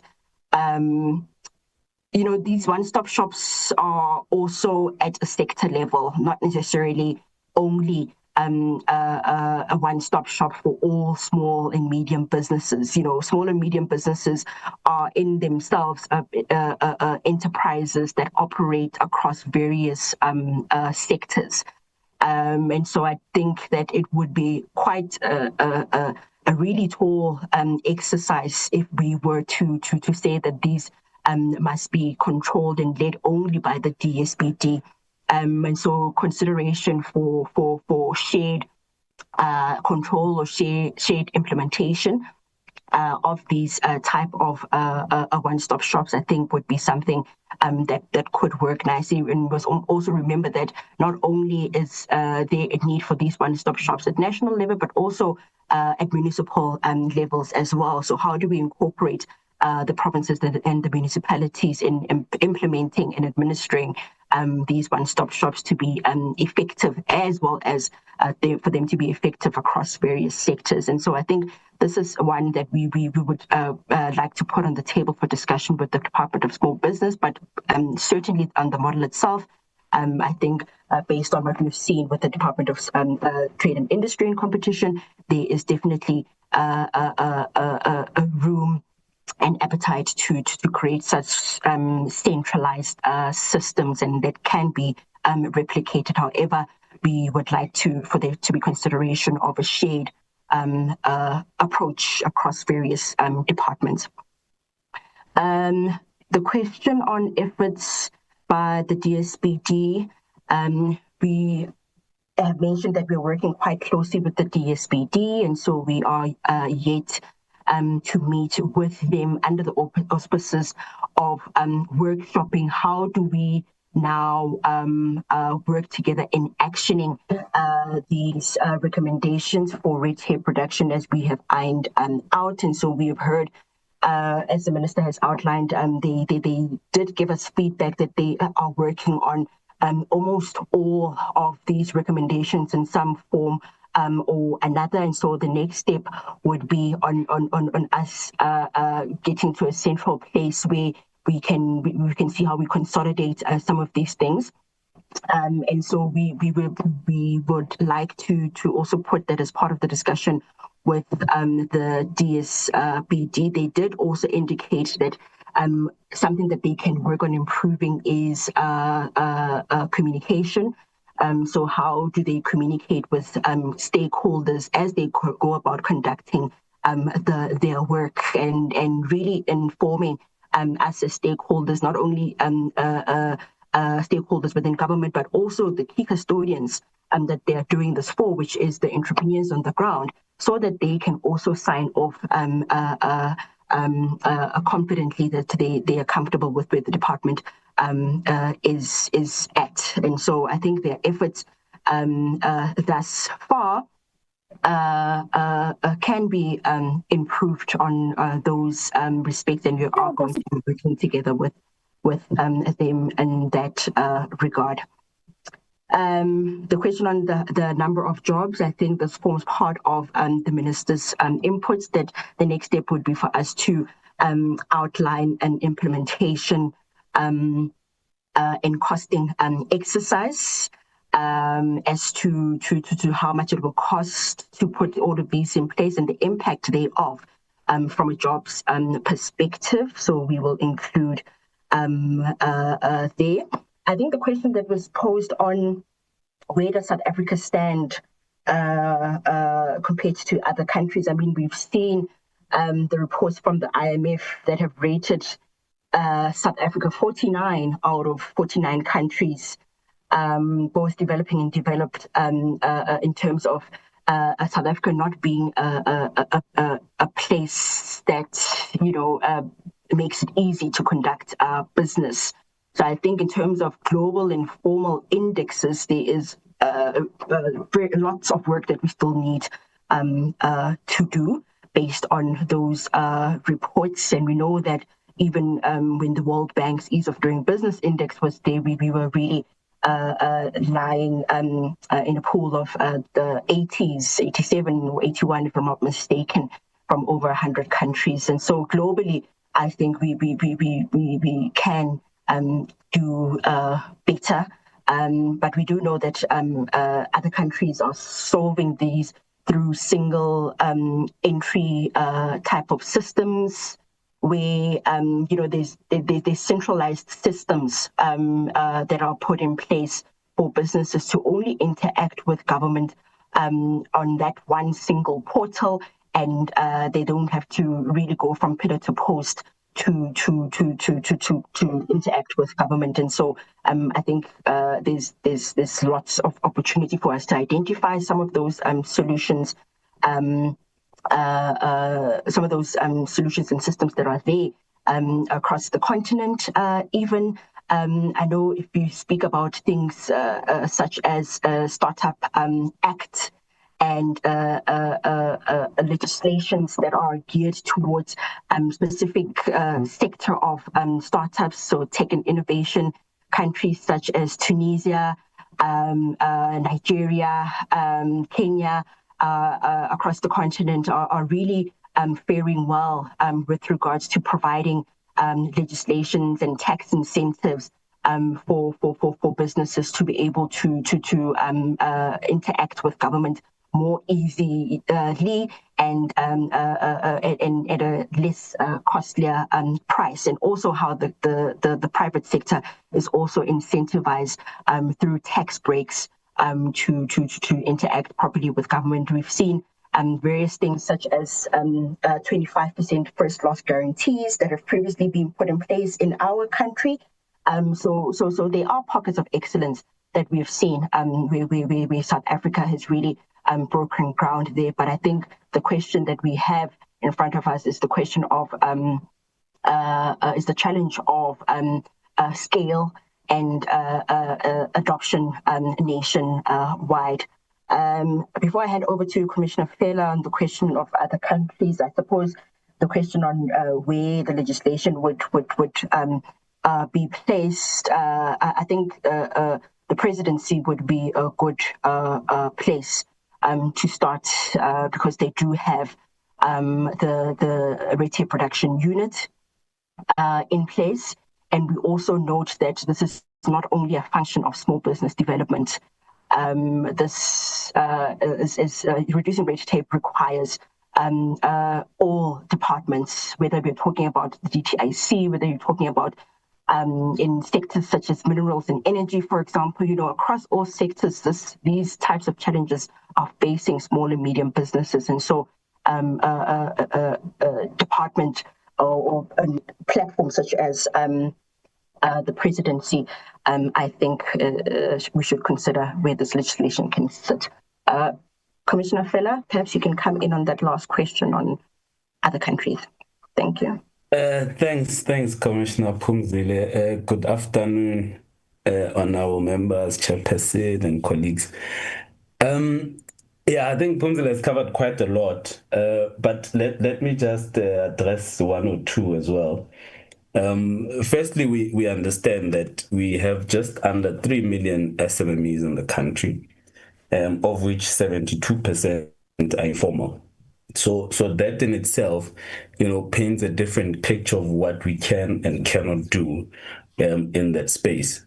When we look at different countries in which they've encouraged this sort of SMME space, we find countries that have used like the quota system, in which production and manufacturing of big business, they are required to use a certain percentage of their production line, and they must source from the local SMMEs.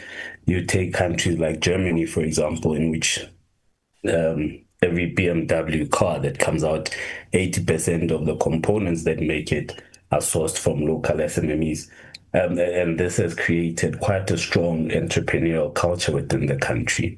A developing country like Vietnam, in which government, for example, gives land to citizens and say, well, a third of the land is used for dwelling, the 2/3 must be for farming. But then the government takes it a step further to say, at the end of the season, at the end of the harvest, we will come and buy the stock from you and pay you market price. So that as well creates a certain incentive. But not only that, it gives, the SMEs or the farmers, access to market without them having to deal with the administratives. But when we talk about red tape as well, we are not saying we must remove all compliance, but rather it must not be burdensome. There are certain, especially within the townships, issues of rezoning.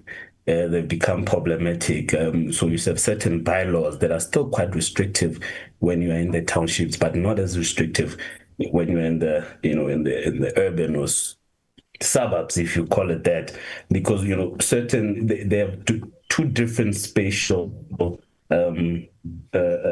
complications, and they cannot be subjected to the same sort of bylaws, if you understand what I'm saying. So that's part of the red tape that we are talking about, looking at things like these bylaws, looking at the hindrances within the SMME space. Why is it that only 72% are operating informally. And of that, quite a large portion has no desire to formalize and to be part of the system where there's registrations and tax and everything else. Why is it that they prefer to operate informally? So in there in itself, there's a key questions and answers that we need to derive from understanding the setup. Because if we are going to want to create certain jobs from SMMEs, and yet a large portion of them are informal, how do we then address that issue? How do we then convert the formal to formal so that we can recognize the jobs that are created? But rather, do we then expand the definition of employment to include, people working within a survivalistic, SMME that is informal, unregistered, and unrecognized? So there's quite a bit of research that needs to be done there. But on township economy in itself, and how do we increase the township economy, we must first recognize that there isn't really an economy in the township, but rather a large portion of intermediary to the consumer. So if you look at the value chain of everything that happens in the township, a large portion is rather towards the consumption side and towards access of consumers to products. But the production, the manufacturing happens elsewhere. And perhaps the other thing is that the income multiplier within the township is very, very low, where the income does not stay in the township, but rather is spent outside of the township, even though it's generated there. But because of the setup and the fact that the value chain is not present within the township, we can only have access to the finished goods, to products for consumption. Hence, you would have, companies like Pick n Pays and Checkers and Boxers coming into the township and taking over, competing with the Spazas and the cash and carries that we grew up knowing. Because there's that gap, they have the production and the value chain on lock, and we don't, and that's where we falter. So if we could create an economy within the township that looks at the entire value chain, we might have a better chance of survival. Because we live in a free market system, we cannot say the township is only for township business to compete. No. Everybody is allowed to compete there, but how do we make it then more easy and simple? And the other thing that we suggested to the department was that in trying to bridge the gap to access to finance, we should also look into the JSE, the alternative exchange, which was created specifically for SMMEs to raise equity funds and so forth. And we can link that and speak about how that impacts our BE codes and so forth. But, similarly to what Dubai has done with the financial market, they've created certain funds that specifically deal with SMMEs where they can go and raise these the capital that they require, whether in tech or whatever the case might be. So in a nutshell, that is my story, and that's what I think the focus should generally lie if we are going to create a bigger SMME pool that can then be able to create the jobs that we want. Thanks, Chair. Thank you very much, Commissioners. Dr. Malumaja, I don't see any other hand. Okay. I see, the Minister. Minister, over to you, ma'am. Thank you very much, Chairperson. You forget that I'm here. What I would suggest, Chairperson, is that maybe you may also want to call the department to come and respond to some of the recommendations in terms of progress. How far are they in implementing some of these things, and what help would they need to actually ensure that some of these recommendations are actually going to be able to be realizable? But what we would also do, maybe listening to what the honorable members have also raised, is that we would have to interface as the DPME with other departments as well, whether it's Department of Labor or we go to NEDLAC, where there is a bargaining kind of negotiations that actually take place there, and any other department that is relevant to actually probably come up with a way that we would support the Department of Small Business Development to be able to be at the center of the implementation of this advisory and the recommendations part of it. As I've already said, we've found that sometimes we do things, however, we don't place them where they belong, where there is a legislative authority. Because if you use the legislative authority that is actually based on an act of Parliament, we are then now able to actually enforce some of these things. One asked that I'm not sure if it is Honorable Kruger who then now said that sometimes big businesses are also at fault. They put this big red tape to then now not allow small businesses to be able to flourish.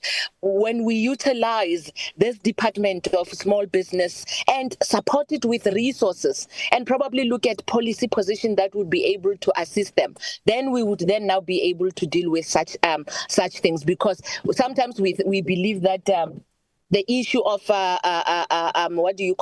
the issue of red tape is based only on what government is doing, but we forget that it actually cut across. So as a result, it is for this reason that I'm suggesting that maybe we may need to want to hear from them, because they have already shown us in our engagement with them how far they are, so that we can then now be able to say what is the implementation plan from their side and who else do we bring on board, as I've already said, in the implementation of actually making sure that we take this particular matter forward.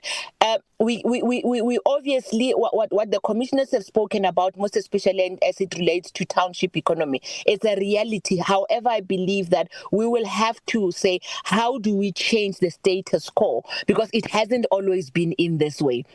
There was a time where some townships had industrial base, even if it was only for consumption, but they did have some kind of an industrial base that actually flourished. So how do we then now resuscitate such so that we can then now be able to realize an exceptional MSME? We've already, from our department, spoken to JSE, for example, to say we know that the issue of, like for example, in India, one of the reasons that their stock exchange is doing so well is because they've broadened it to also MSMEs as well.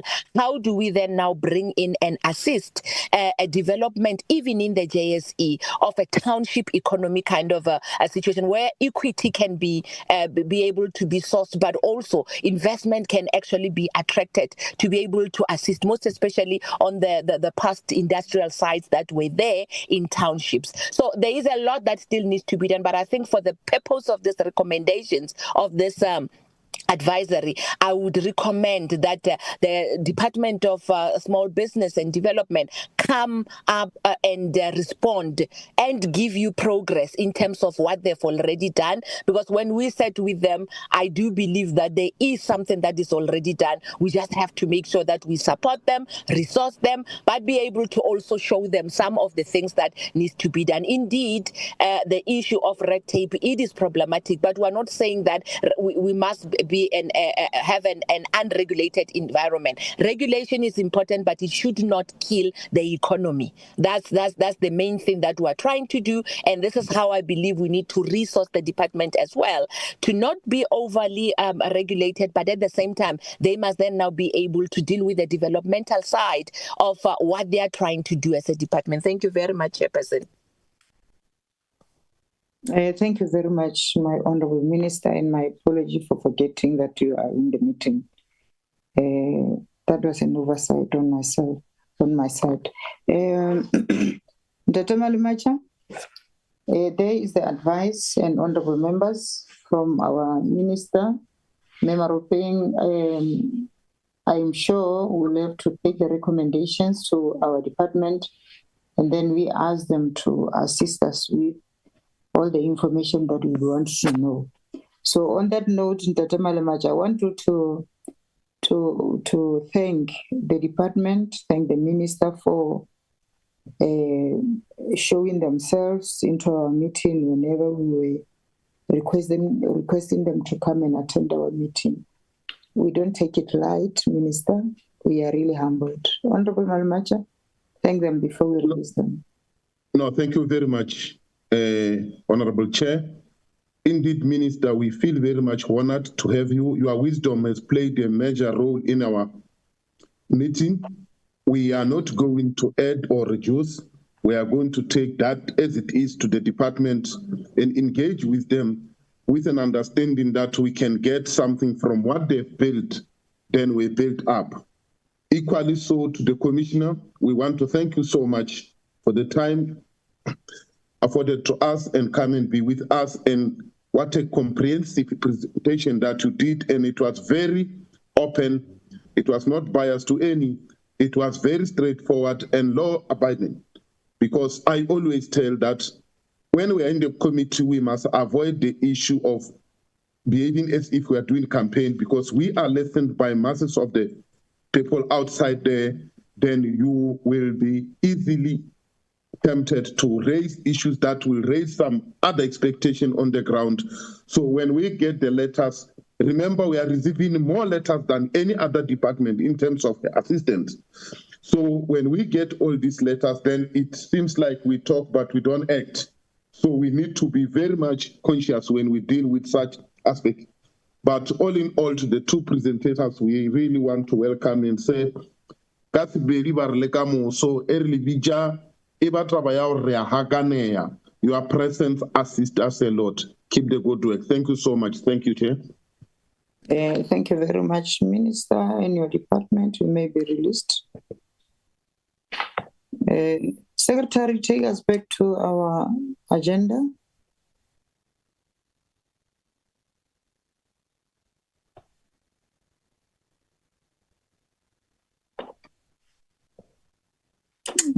Thank you very much, Secretary. We are done with the deliberations and the recommendations. We are now on our last item, the item that deals with closure. Allow me to say the meeting is adjourned. Thank you very much and bye. Bye, Chairperson. Thank you, bye.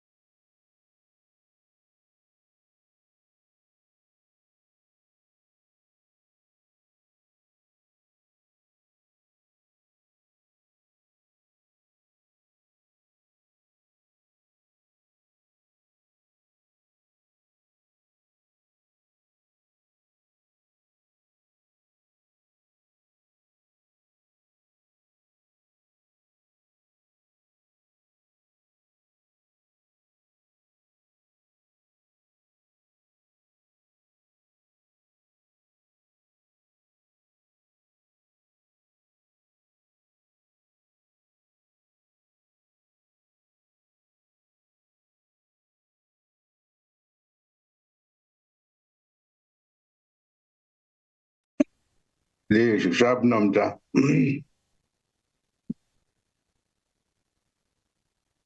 Nomta.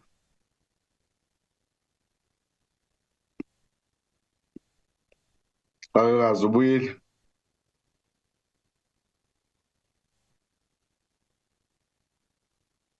Hey, Mr. Dodd. Etos. Abekho wonke labantu engikhuluma nawo. Babeke ibhaki bemuka. Okay. Basiya ibhaki esitulweni babaleka. Okay. Right, Dos Chap. Hayi kusoke Dos. Thank you. Yeah.